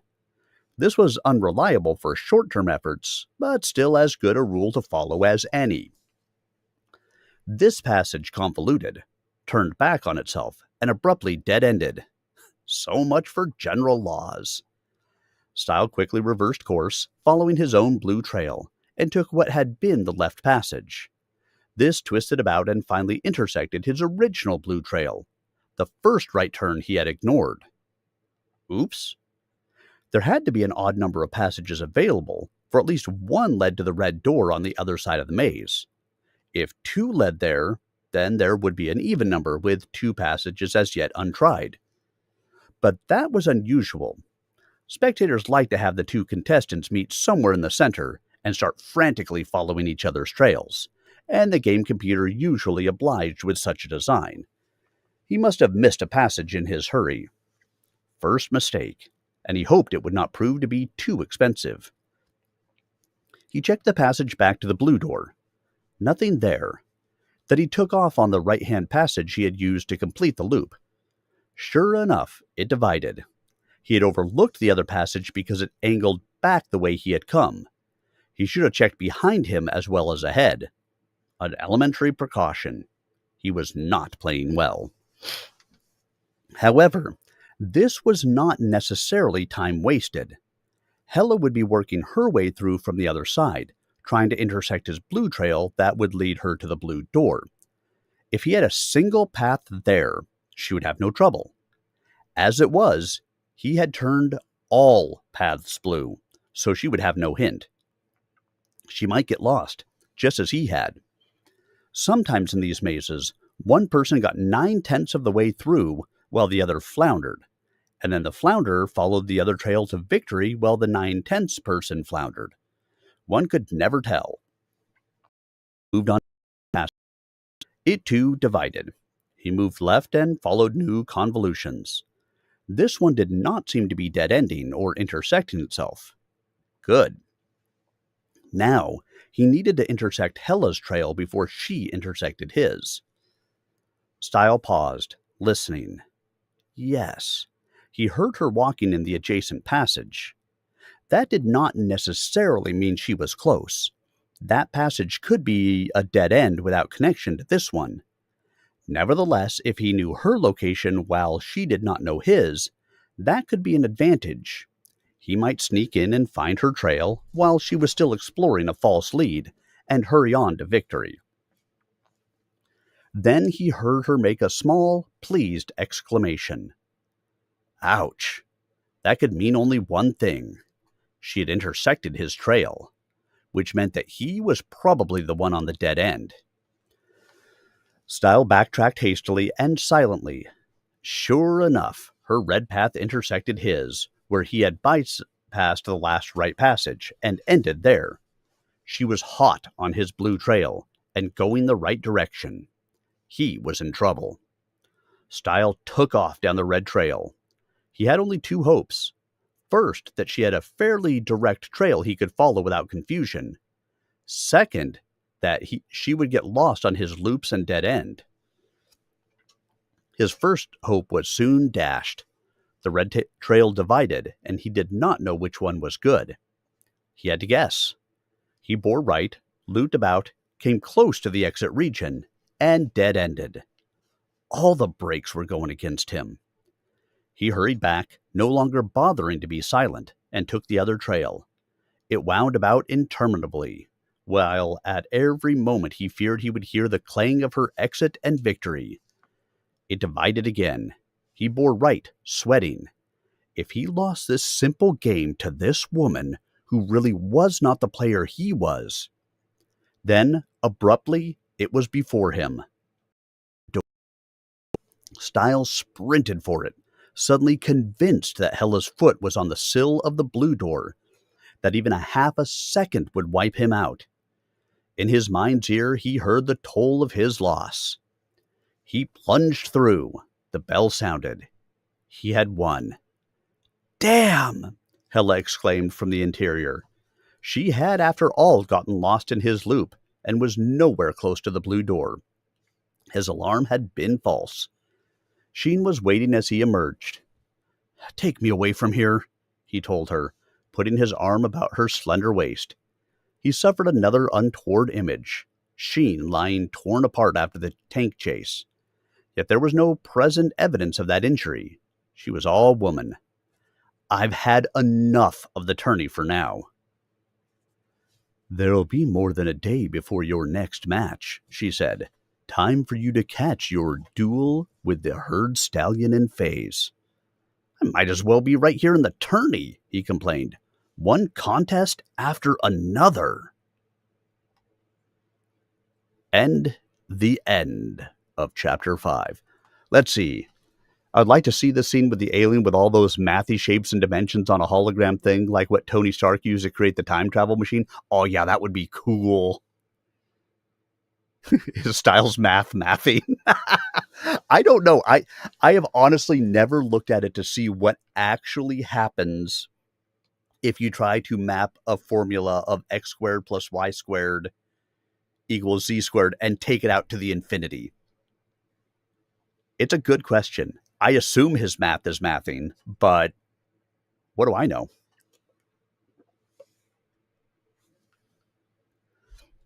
So let's see. So far, Stile has been through how many rounds of the tournament?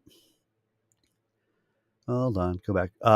So he's been through 4 rounds. He needs to make it through 8 if he is to make it into the territory of getting at least some kind of a prize for making it that far in the tournament. So he's halfway through to where he could get 1 year of extension of his tenure, then 2 years, 4, 8, so on and so forth as it goes forward. We will see what happens. But now, it is time for us to jump into Chapter 6. Chapter 5 was another long chapter. Not as long as Chapter 4, but another long chapter. I'm guessing we're only going to make it through 2 tonight. But hey, 2 is all good. There's so much out there for you to listen to anyway. And then I know I posed the question out there on YouTube, and I put it up on X and stuff like that. For those of you guys who are here with me right now, just a thought. Right now, I typically do Thursdays and Saturdays for MechWarrior Online. If I was to take, let's say, Saturdays and change it from being MechWarrior Online to being 2 hours or another evening of story time like we have on Tuesdays, what would you guys think about that? We'd get through books faster. Obviously, the YouTube channel would grow a little bit more quickly that way. But I'm just curious what your guys' thoughts are. I'm going to be asking over the next little bit, not making a change right now, but considering it as I've been moving more and more towards my voiceover side of things and a little bit away from the gaming side of things. Just a thought. I'd love to hear your thoughts and opinions on it. Tenure. Tenure. I wonder if you get the extension of tenure, do you get more money when you eventually leave the planet? So, like, if you got an extension of 5 years and you would have gotten a gram of protonite when you were leaving, do you now get a gram and a quarter? Or do you still only get the same tenure? I'm curious. It doesn't matter, but I'm curious nonetheless. I don't think it ever answers that, nor would it have any reason to, but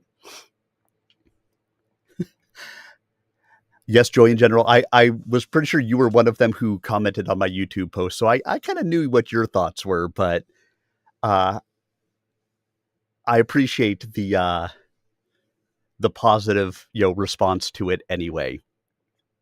Thinking about it. Definitely thinking about it. All right, guys. Let's jump into Chapter 6. And of course, if you missed Chapter 5, parts of Chapter 5, 4, 3, 2, 1, all available on my YouTube channel, youtube.com/@SirArminius. The chapters I'm reading tonight will be up there this evening after I end the stream. So, let's go ahead and jump in. Chapter 6, Unolympics. Nasa had taken off early to rehearse with her brother for the incipient exhibitions, at the Lady Blue's behest. Stile was bothered about the hiatus in protection for the lady, but was unable to object. She had remained within the castle, reasonably safe. At the appropriate hour, Stile put his arm around the lady's supple waist and uttered a spell that jumped them both to the event. He was getting better at this sort of thing, but still would rather have traveled by conventional means, had there been time. It was impressive. 8 or 10 herds of unicorns had assembled for their competition. Each herd stallion had his banner mounted at his camp, and his subjects ranged about it. There was a tremendous open pasture upon which many hundreds of unicorns grazed. They sported all the colors of moons and rainbow, and were handsome specimens of equine flesh. Yet there were many other creatures, too. Werewolves ranged in small packs, carefully neutral in the sight of so much potential prey. No false growls here. Bats swooped from perch to perch and sailed high in the air in pursuit of insects. Humanoid figures of all types abounded. A unicorn male trotted up to Stile and the lady. In a moment he shifted to man form, neatly attired in a khaki uniform. Please identify thyself and party and accept an admittance tag. The Blue Adept and Lady Blue, Stile said. Adept, right this way. The unicorn's reaction resembled that of a serf of Proton confronted by a citizen. They followed the unicorn to a small pavilion set up beside the exhibition field. Several people reclined on throne-like chairs or couches. They did not rise or make any acknowledgement of Stile's or the lady's arrival. Stile was now well enough accustomed to the ways of Phaze to know that this non-reaction presented a studied discourtesy to either an adept or a lady. But he showed no overt reaction. He wanted first to understand why. Then a comely young woman stood and approached them. She seemed vaguely familiar. "Thou comest undisguised, my handsome?" she inquired, proffering her hand. There was a hint of a cronish cackle in her voice. "Yellow!" he exclaimed. "What brings thee here? I thought—" "Thou didst suppose I had no more youth potions?" she inquired archly. "None that would stand up to a day's hard use?" "I recalled thee with fair hair, fairer than those of the Lady Blue, light yellow tresses." Said tresses were now short, brown, and curly. But of course, she could make her appearance whatever she chose, for the duration of her potion. This was, as she put it, her costume. Her dress, at least, was yellow. That was a real key. I thought the unicorns, he shrugged. It is truce between all attendees of the Unolympics, she explained. Well, the animals know my nature, but here I exert my powers not. Neither do the animals chide me for old affronts. We adepts have few such social opportunities, and few occasions to socialize with others of our ilk in peace. We take them greedily. He remembered that Yellow had been lonely in her own domain, especially for male company. Naturally, she would socialize when safely could. Ah, like the Temple of the Oracle, Stile said. No quarrels here. He looked about. These be adepts? And consorts? I forgot that thou rememberest not. She smiled brilliantly and bobbed her cleavage about, enjoying her youthful form as only an old hag could. What height was to men, he thought, breasts were to women. Come, my charming, I will introduce thee around. A chance to meet other adepts, one of whom might be his murderer. This was serendipitous, an unexpected windfall. Yellow conducted them to a woman reclining on a white couch and garbed in a sparkling white gown. She was of indeterminate middle age and somewhat stout. This be White, Yellow said, indicating her with a half-contemptuous twist of a thumb. Then she jerked the thumb at Stile. This be Blue and Lady. The White Adept lifted snowy lashes. Her eyes were ageless, like swirls of falling snow. Reports of thy demise seem to have been exaggerated. No exaggeration, Stile said. I seek my murderer. May I be far from the scene of thine encounter, White said, unalarmed, and turned her wintry orbs back to the field where several unicorns were practicing their acts. Stile remembered that the White Adept had been in the market for a white unicorn. Yellow had mentioned that at their first encounter. He hoped no such creature had been captured. Yellow led them on. Methinks thy appearance here stirs greater commotion than shows, she murmured with grim satisfaction. It is well known that thou art possibly the strongest current adept, and that thou hast cause for vengeance. Blue was never wont to attend these functions before. Only be certain thou hast the right party before makest thy move. I shall, Stile said through his teeth. Now they approached a man in black. He glanced incuriously at Stile as Yellow made the introductions. Black, Blue. We have met before, Stile said evenly. Black peered at him. I recall it not. In thy demean? A month ago? Had it been so short a time? Stile felt as if an age had passed since he had first encountered the frame of Phaze and assumed the mantle of the Blue Adept. Subjective experiences had made the days seem like months. Even his encounter with Black seemed impossibly distant. Yet Black was the same, with his line tapering off into the ground, no doubt attaching him to his castle. Black was made of lines. Black's linear brow furrowed. No one intrudes on my demesne. With my companions, a unicorn and a werewolf. Slowly, recognition flickered.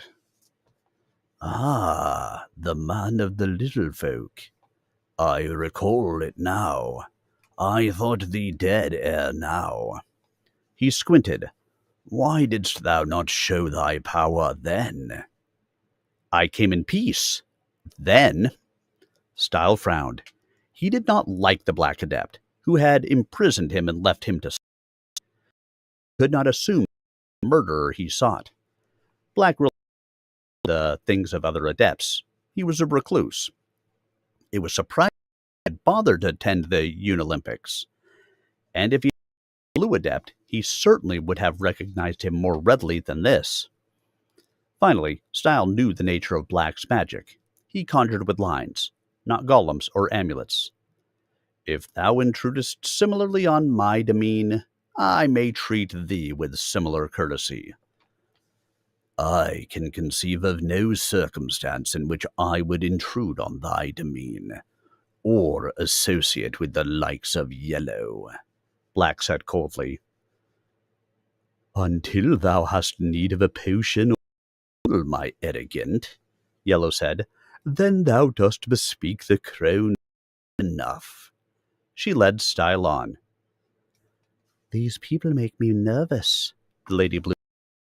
Never did my lord take me among them. Thy lord had excellent taste, Black muttered from behind. So, Blue is not thy lord? Inquired with a touch of malice. What fools these peasants be! Call not the Lady Blue a peasant! Stile snapped, instantly angry. He felt as if he walked among a nest of scorpions. Yellow's potion-pretty face twisted into something no apparent age could manage. I call her... What she is, the Lady Blue interjected quickly. Ever have my villagers farming the land and raising animals, and no shame in it. Yellow mellowed. Aye, no shame in the management of animals. Methinks thy ceased when thou didst marry Blue. I withdraw that portion of my remark. Adepts evidently weren't accustomed to giving away anything voluntarily. That portion? Stile demanded, unappeased.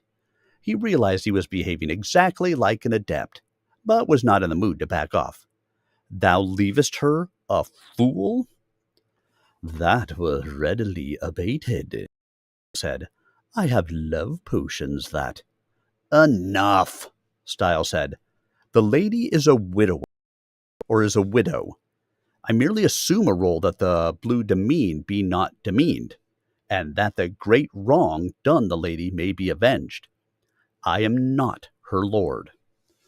Passing strange, Yellow murmured.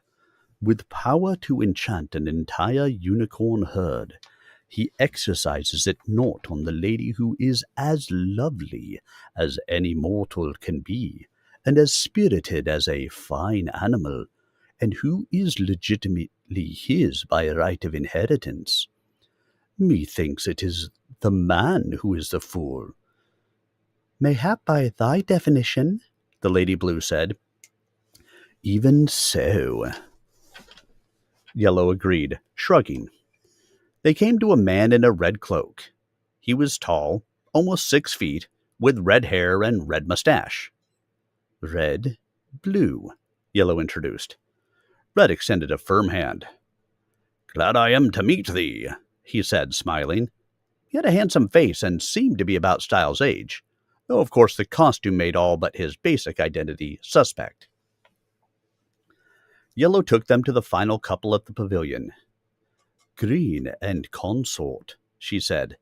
The Green Adept was another man, short and fat, and his lady was the same. Both wore green suits and green jewelry, emeralds. Blue and... The Green Adept said curtly, Now, let's watch the show. But the Lady Green made a small motion of greeting to the Lady Blue. These are all that attended this season, Yellow said. On other occasions I have met orange, purple, and grey, but they may be from afar. There may be other adepts we know not of. We are a secretive bunch. I make many contacts at the several Olympics. Other Olympics? Stile asked, remembering something the herd stallion had said. Every major species has them, Yellow assured him. Can Olympics, Vamp Olympics, Snow Olympics, Drag Olympics. Some be better than others. Methinks the Elf Olympics are best, with their displays of rare weaponry and dancing little men. Hast thou seen the like, my precious? I notice only the dancing little damsels, Stile said. The Lady Blue frowned, but did not comment. Now the formal program was beginning. Stile and the Lady Blue took seats and watched. First, the several unicorn herds got settled as spectators, each at its assigned location. Then the competitive contingents marched onto the field to the sound of their own horns and hooves. It was an impressive entry. Each contingent marched in step, led by its herd stallion. Each horn was elevated at a 45-degree angle, each tail flung out proudly. The surface of the hooves gleamed in the slanting sunlight, iridescent, and the spirals of the horns shot out splays of mirror light. The animals were all colors and shades: red, orange, gold, yellow, white, gray, blue, black, brown, striped, dotted, and checkered. Some were single-colored, except for those colors typical of horses. Others were multicolored. All were beautiful. The Lady Blue nudged him, making a gesture toward one section of the march. In a moment he found the place, the local stallion's complement, with 16 picked individuals. There was Nasa marching in the last line, on the side nearest the pavilion. He didn't try to hide her, Stile murmured appreciatively. Nasa was smaller than the other unicorns, being barely 14 hands tall, and she was the only one in the display whose color were horse normal, her mark of shame.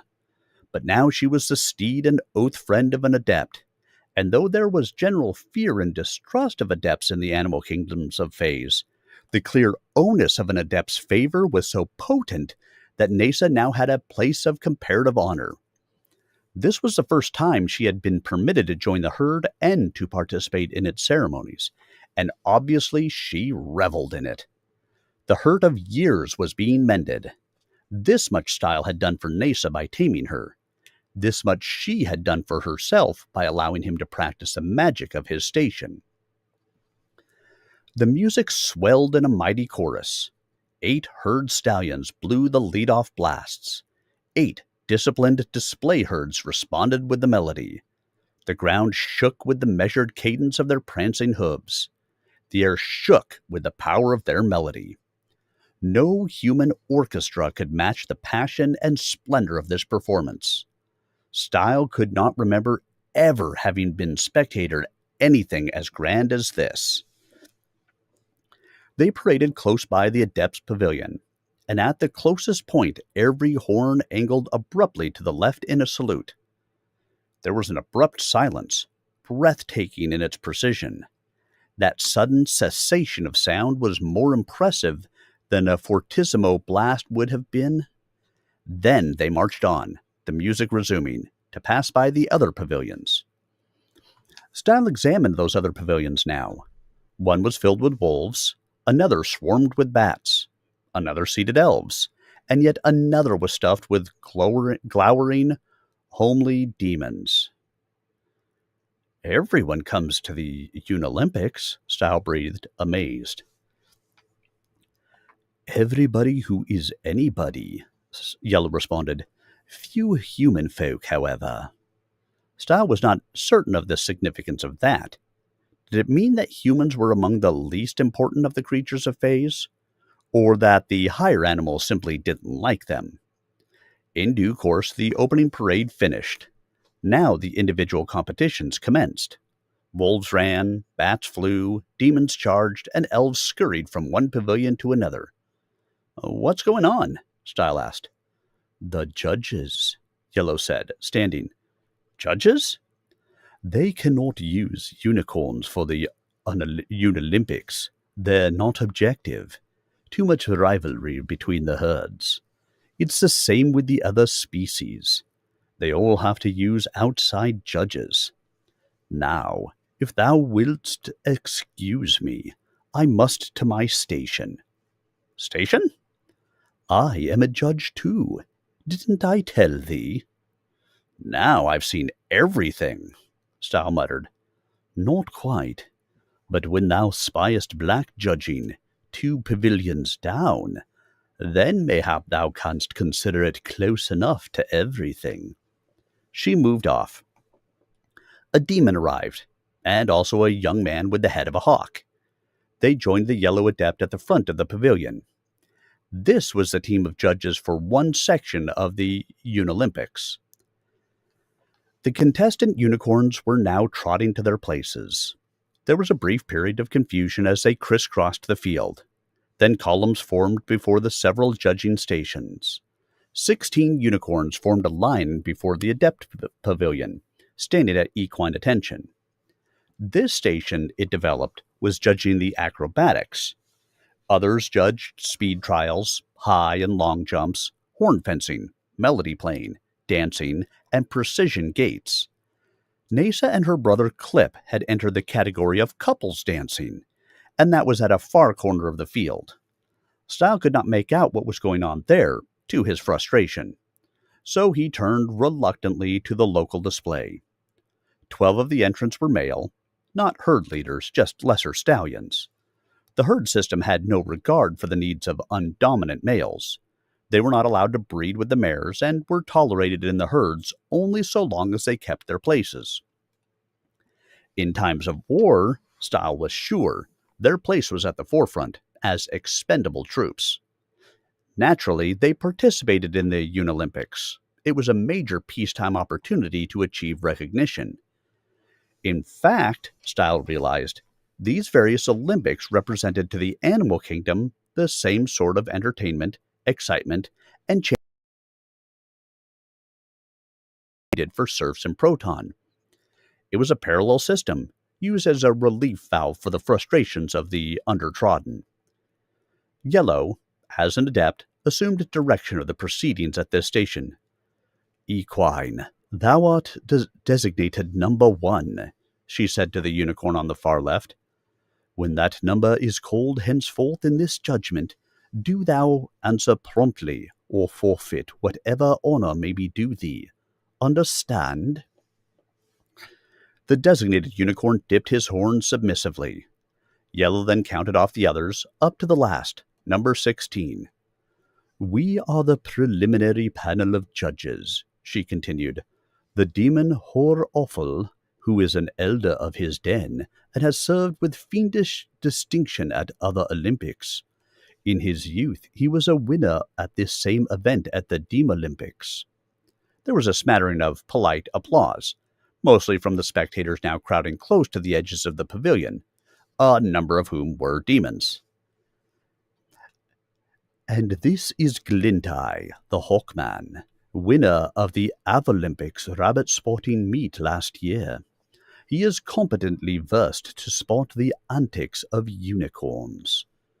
There were more applause, especially from the animal heads present. And I am the Yellow Adept, she concluded. In life I am an old human crone whose business is known to most animals.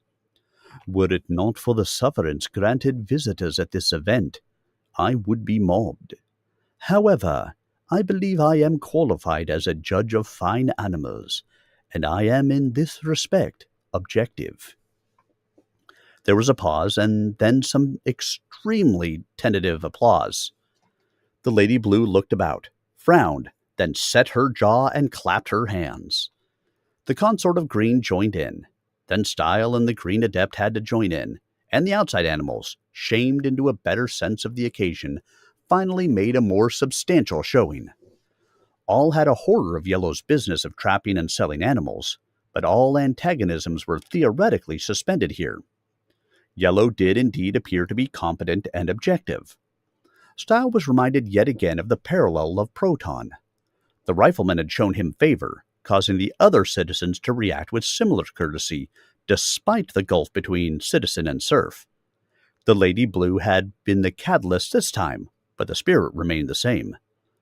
Now, withdraw to the sides and rear, Yellow directed, betraying her surprised pleasure at the applause by only a slight flush at her neck.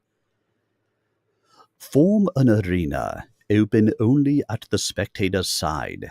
No alien magic can function here. and the unicorns did as she bid, so efficiently that Stile realized this was a standard procedure. Indeed, all the stations were forming similar formations. "Number 1 corn, stand forward," Yellow said, and the first stallion moved to the center of the arena, facing the pavilion. "Thou and each other entry will have 2 minutes to make thy presentation. Each act will be followed by a 1-minute consultation of judges and announcement of aggregate score. Applause of up to 30 seconds will be permitted only at that time. If there are any questions at this point, stifle them." There were no questions. "1. Perform," Yellow said. The unicorn went into his act. He was a fine purple and green animal with white ears. He pranced and wheeled and leaped in assorted patterns. Gradually, he worked up to the more difficult exercises: forward and backward flips, hoof-clicking jumps, and an impressive bucking bronco finale. "Time," the demon judge grated. Apparently, he had the timing ability. The stallion stood, his barrel heaving from the exertion. Nostrils flared, just a hint of fire in his breath, awaiting the score. The 3 judges consulted. Stile could not hear what they said and did not know the scoring system. Again, he tried to spot the activity of the couples dance unit, and could not. "Number 1 scores 15, Yellow announced. Now there was applause, the unicorns honking brief notes and tapping their hooves on the ground in lieu of the clapping of hands. It did not seem overwhelming to Stile, and he decided the performance had been no more than average for this type of competition. Certainly, Nasa could have matched it, and she had not even entered this event. "Number 2, stand forth," Yellow said, and another stallion came to the fore. He was larger and better muscled than the first, and his color was brighter, bands of blue alternating with intense yellow. His neck was especially powerful. "Perform," and he launched into his act. This one was sharper than the first. He did the front and back flips, then went into a series of mid-air barrel rolls that brought musical gasps from some spectators. He stood on his 2 forehooves and clicked his rear hooves together so that sparks flew. In the finale, he leaped straight up, turned in air, and landed squarely on his horn, which plunged 3/4 of its length into the turf. He remained frozen on that 1-point support until time was called. Then he allowed his body to drop to the ground so he could withdraw his horn. "That is the likely winner," the Lady Blue murmured. "Nasa could not have done that." True. Stile had never imagined a unicorn supporting itself in that manner. The judges consulted. 26, Yellow announced, and strong applause burst forth instantly, cutting off only at the expiration of the 30 seconds. A popular decision, certainly. The other acts followed, but they did not match the second. Stile concluded that each judge graded on the basis of 1 to 10, with an aggregate of 30 points being the maximum. His attention wandered to the units on either side. To the right were the speed trials, with unicorns galloping around a marked pattern so fast that flames shot from their nostrils, dissipating their developing body heat. Unicorns did not sweat, they blew out fire. On the left side were the gait trials, with unicorns prancing in perfect 1, 2, 3, 4, and 5 beat combinations, manes and tails flying high. But still Stile could not see what Nasa's unit was doing. He was becoming covertly bored with the proceedings, though the Lady Blue evinced continuing interest. In the course of a little over an hour, the preliminary trials were done. 4 contestants had been selected from the local group to advance to the next round. The contestants moved to new stations. Now, 4 musicians came to stand before the Adept Pavilion. Each played a melody on his or her horn, and these were marvelously pleasant. One unicorn sounded like an oboe, another like a trumpet, a third like a violin, and the fourth like a flute. The violin made the highest score, but the flute and oboe were tied at 22. "I mislike this," Yellow said. They are so close, I cannot select between them. Have you other judges more firmly entrenched opinions? Demon and Hawkman shook their heads. They agreed the two contestants were even. I mislike being arbitrary, Yellow said. Yet it has been long since I heard the flute, and I know not which sound is the more perfect representation. If we but had an instrument for comparison. The Lady Blue stood with an air of minor mischief. If it pleases the judges. Yellow glanced back at her.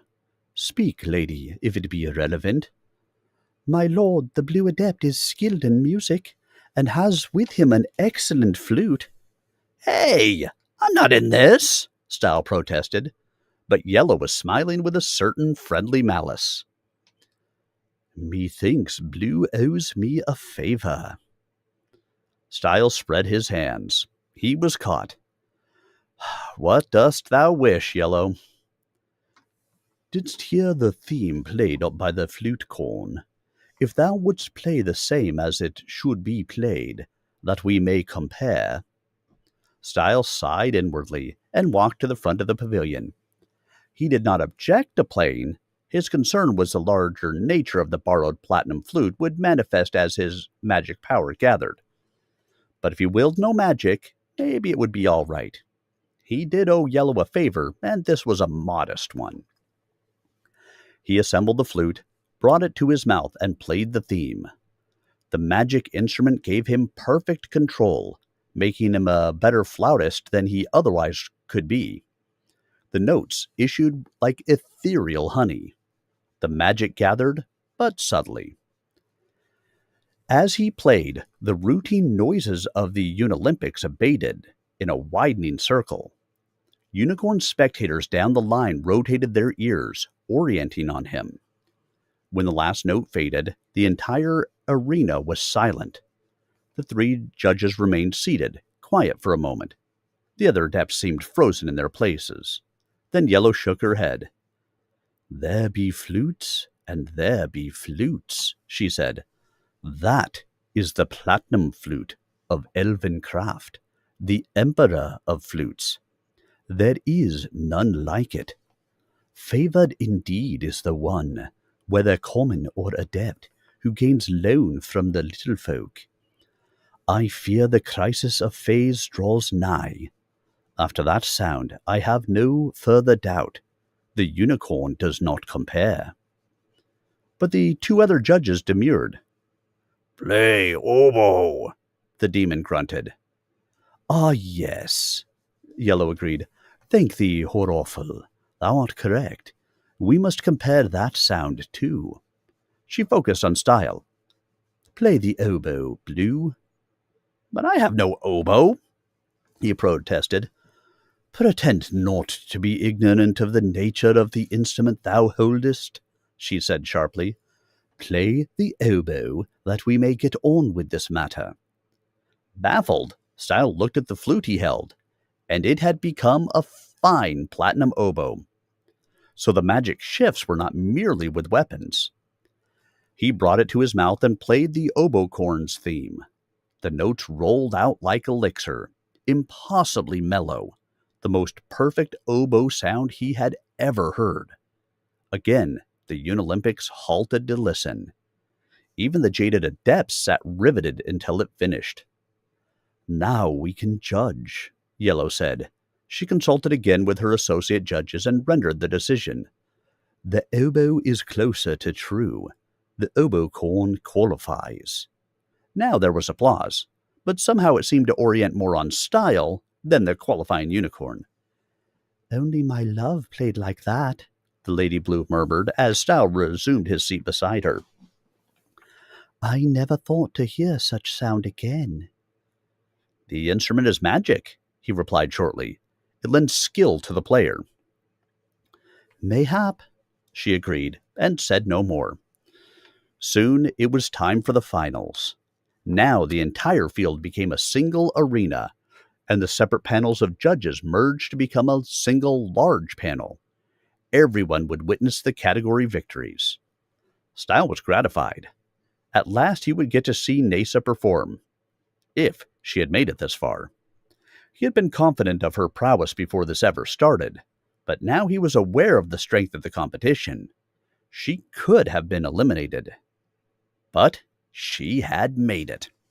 She and Clip were finalists, and in due course their event came up. One werewolf judge disqualified himself at that point, explaining that he was an oath friend to a contestant and could not judge her objectively. A substitute was found and the show went on.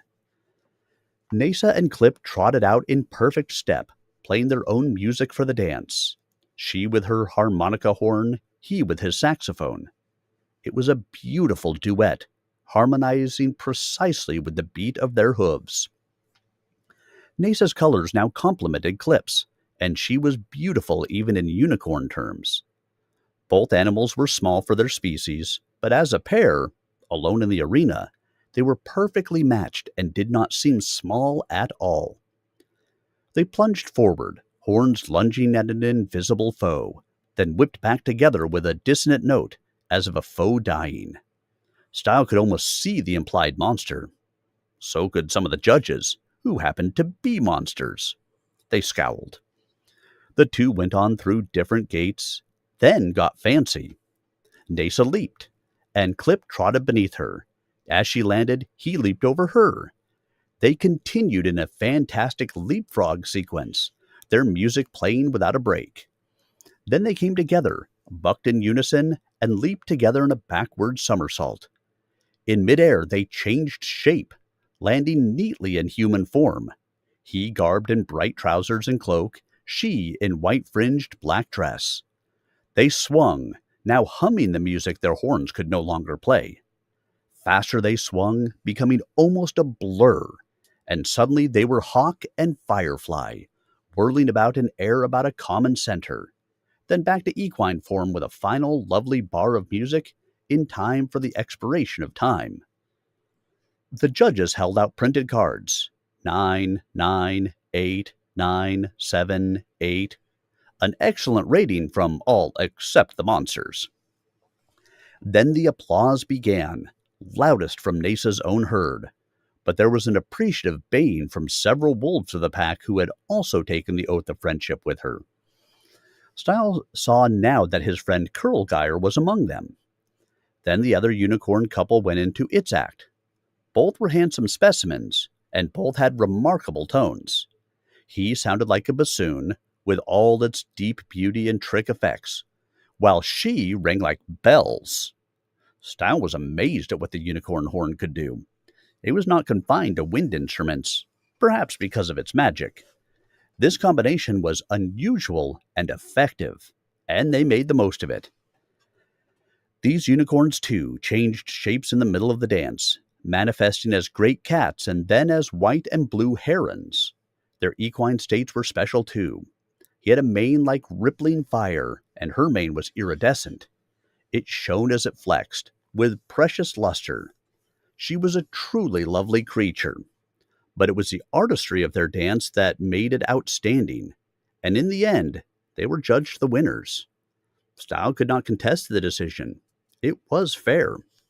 Yet Nasa and Clip had made a formidable showing. He was proud of them. The finals continued with marvelous exhibits, but Stile's attention wandered again. When all this was done, he would have to meet the local herd stallion. He had the platinum flute, so could employ his magic. He was not in danger. Yet it bothered him, for he did not wish to humiliate the stallion. He just wanted the postponement of Nasa's breeding. Should he try to talk to the stallion again? He doubted that would be effective. Unicorns were extremely stubborn animals. Yet if he fought the unicorn and used his magic to prevail, it would be unfair. If he did not use magic, he could lose. Was there no satisfactory alternative? Stile mulled it over while the Unilimbics progressed to the close. In the present excitement and distraction, he found himself unable to work out a strategy that would satisfy all needs. Since he was not about to let himself be wounded by the horn of a unicorn, he would just have to use his magic and damn the social consequence. He hated to do it, though. He knew how important pride was for the dominant creatures of Phaze. Pride, really, had motivated the herd stallion to challenge him. The animal hoped to force Stile to capitulate ignominiously and yield Nasa to the scheduled breeding. Were the circumstances otherwise, Stile would have done just that. Nasa had waited years for just this opportunity, and Stile wanted no avoidable quarrel with anyone. But Nasa believed, and now Stile agreed, that he needed her on his quest for his murderer. Not merely to ride, for he could now move himself, but as an essential backup. Surely his enemy would prove far more formidable than the worm of the Purple Mountain cavity, and Stile had barely prevailed against the worm, even with the platinum flute. Nasa's presence could have made the difference there. He could not free her by giving up his quest, because it was his own murderer he sought. That person had to be brought to justice, and no one else could do it if not Stile himself. So for the sake of Nasa's desire as an oath friend, and his own intermediate-term security, he had to keep her with him. And that meant putting down the herd stallion. Put more succinctly, he had to crush the pride of an honorable creature to win the right of another creature to sacrifice her ambition of damhood and risk her life for him. Some pride. A bat fluttered up and landed before him. It shifted to man form. No long canine teeth, no horrific eyes. This was an ordinary, slightly pudgy, brown-haired man of middle age. "Thou art Blue?" the vampire inquired diffidently. "I am he," Stile responded guardedly. "I seek no quarrel with thy kind." "I am Vaudeville. I encountered thine ogre friend, Hulk, and thereafter through thine intercession, the Yellow Adept did forward to me a potion that cured my son. I owe thee." Stile put up a disclaiming hand. "It was in abatement of Hulk's debt to thee for the help thou didst give him in the course of his mission for me. Thou hast no debt to me. I'm glad to hear of thy good fortune, and I wish thee and thy son well." "I helped Hulk from mere camaraderie," Vaudeville protested. "Repayment for that were an insult." He paused. "No offense, Adept. A figure of speech." "Understood," Stile said, liking this creature. "Yet would I have helped thy son regardless, had I known of his condition. The Lady Blue is a healer, and it is ever her pleasure to help the creatures of Phaze. Can I do less?" "Apology," Vaudeville said. "I spied thy lady naught. I recognize thee from thy music on the flute, forgetting her. A greeting to thee, fair one." "And to thee, sociable one," the Lady Blue replied. She turned to Stile. "We ask no recompense for the work we do, yet neither do we deny the proffered gratitude of those we help." Stile smiled. "Methinks I have been directed to accept what thou mayest proffer, though I feel thou hast no obligation." "I bring naught tangible," the vampire said. "If there is anything I may do for thee." "What I must do, no one can do for me," Stile said gravely. "What is that?" "I must match the herd stallion in fair combat." Stile quickly outlined the situation. "Why, sir, this is merely a matter of face. We vampires, being naturally stealthy, have ready means to handle such questions." "You vampires must be smarter than I am," Stile said ruefully. Then Vaudeville explained the recommended strategy. Stile clapped the heel of one hand to his forehead. "Of course!" he exclaimed. "There is no better service thou couldst have done me than this simple advice." The vampire made a gesture of satisfaction. "Every time I see my son change form and fly, I think of Blue." He shifted back to bat form and flew away. "Thou art very like my lord," the Lady Blue murmured. "His friendships were many, his enmities few." Except for the enemy who killed him, Stile thought bleakly. That one had undone all the rest. The final match was decided, and the victorious unicorn paraded off the field. Now it was time for the special event. Herd Stallion versus Blue Adept, in a combat supposedly immune to magic.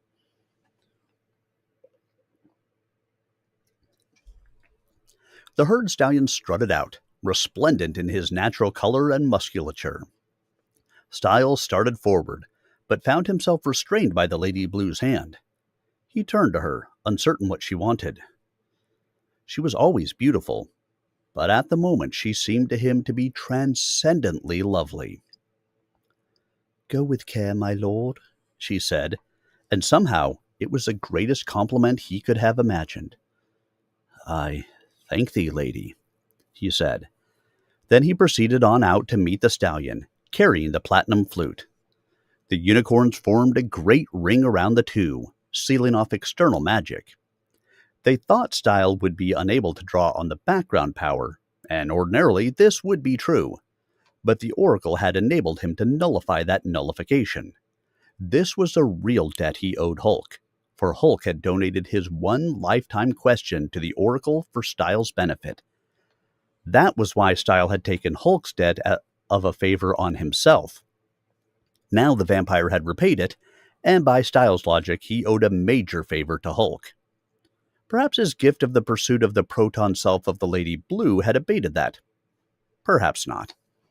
He remembered that he had agreed to Hulk's visit to the Oracle at the subtle behest of the Lady Blue, who had been aware of what was developing. She had acted to diffuse the issue before it came to Stile's attention. So where was the right of it? Stile knew he would have to think about the matter some more. Right was not always simple to ascertain. Yet such deliberations were always worthwhile. Now he stood in the center of the huge arena, before the stallion. The contrast in their sizes was striking. A large equine, a very small man. But there was no snicker from the audience, for Stile was the Blue Adept. First he had to establish his power, making it instantly and compellingly evident to the entire assembly. That was the first stage of the vampire's excellent advice. He had to prove that the Ring of Unicorns could not impinge upon the Blue Adept's practice of magic. At the moment, only a few understood the full properties of the platinum flute, like the Yellow Adept. After the demonstration, everyone would know. Stile brought out the flute. The herd stallion waited, as if curious to see what his opponent was up to. Stile played. Again the enchanting melody poured forth, the finest sound a flute could make. The unicorns listened raptly, yet perplexed. How could mere music stop the great stallion? When the magic had gathered, Stile halted and went into a sing-song spell. "Show us the story of the dragon's tooth, from death to bloom, from birth to youth." But the real shaping of it was in his mind. The words only initiated the sequence. In the sky, a dot appeared. It expanded rapidly into the shape of a dragon, with 6 legs, 6 wings, and a tremendously toothed mouth. A shadow almost the size of the entire arena fell as the monster crossed the sun. The unicorns looked up, alarmed. Seldom did any dragon approach a unicorn herd, and this one was the largest ever seen locally. Stile raised his right hand to point at the dragon. Then he put the flute to his mouth again, to intensify the magic and keep his complex spell operating at full strength. The dragon folded its wings and dived at the field. Folded, it was much smaller. It crashed headfirst into the chewed turf and exploded. This was the death of his spell. Teeth flew out in a splash to land all across the field. The rest of the dragon puffed away in smoke. Where each tooth fell, something sprouted. This was the bloom. As Stile continued to play the flute, the teeth grew into leafy vines. Each vine fruited into a gourd, and each gourd hatched into a human baby. And each baby grew rapidly into an armed soldier. This was the birth to youth sequence. The soldiers formed into a phalanx, marched once around the field, shifted into a sinuous formation that suddenly sprouted wings and flew as a mass into the sky. It was the original dragon, departing as it had come. In moments, it was a mere speck in the sky. And then, it was gone. The unicorns stood in silence. They had just been shown that they could no longer restrict the magic of the Blue Adept, even when their force was greatest. The Adepts, too, were riveted. Not one of them could match this performance. Was one of them the murderer he sought? Stile hoped that one was quaking, now, for fear of the vengeance of Blue. Most magic was fun to Stile, but in this regard, it was deadly serious. The herd stallion, however, had not budged. Stile had feared this would be the case. He had fashioned a demonstration of magic that was spectacular enough to enable the stallion to withdraw without shame. Obviously, no ordinary creature could prevail against power like this. But the stallion was stubborn. He would not back off regardless. He might face impossible odds, but he would not yield to opposition. Stile respected that. He was that way himself. It was another reason why he was going to so much trouble to avoid humiliating the fine animal. How fortunate that the vampire had been available for advice. Stile sang another spell. Flute of class, grant equal mass. Suddenly a giant appeared in Stile's own image, standing in his footprints, towering above him. The giant's mass was equal to that of the herd stallion. Anyone could see that. Then the giant shrank in on Stile until at last it disappeared in Stile. He now had the mass of the unicorn, though he remained his own size and felt no different. He held the flute, which was now the broadsword. The herd stallion stepped forward. He certainly understood. Stile was using his magic only to make the contest even. It depended only on their skills. If the stallion was good with his natural weapon, he might outfence Stile and win. If not, Stile would prevail. The nullification of shame could go no further than this. Vampire Vaudlevel's advice had taken them to this stage. What followed would follow. The stallion seemed to be proceeding with guarded confidence. Stile could guess why. Stile was known to be inexpert with the rapier. Nasa had had to drill him in its use, and he had been an apt student, but a few lessons could not bring him to the level of the herd stallion. Stile, however, was not now holding a rapier. He was holding an excellent broadsword, perfect in weight and length and temper and balance and all the subtleties of general feel. And with this weapon, he was proficient. He had trained with this type of sword for 12 years and won many proton frame games with it. While he could not match the stallion's protection against being disarmed, he could, if he had to, throw his blade at his opponent. So it was reasonably even. That was the way he wanted it. Vaudlevel had shown him how to ease his crisis of conscience. They met in the center of the arena and ceremoniously crossed weapons. Then each took a step back. Now it began. The stallion lunged. The horn shot forward. Stile jumped aside, his point jabbing to tag the unicorn's shoulder. But the animal was not to be caught that way and was out of range. Now Stile lunged. The stallion's horn parried his thrust powerfully.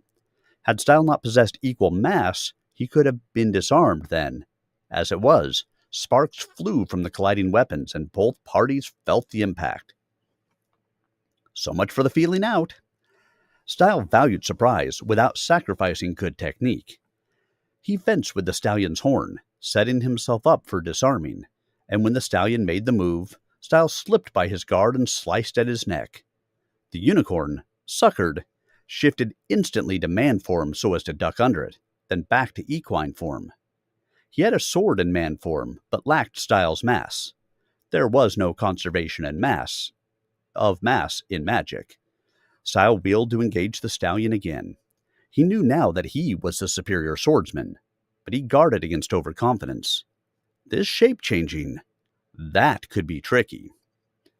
Indeed it was. Suddenly, he faced a small flying dragon.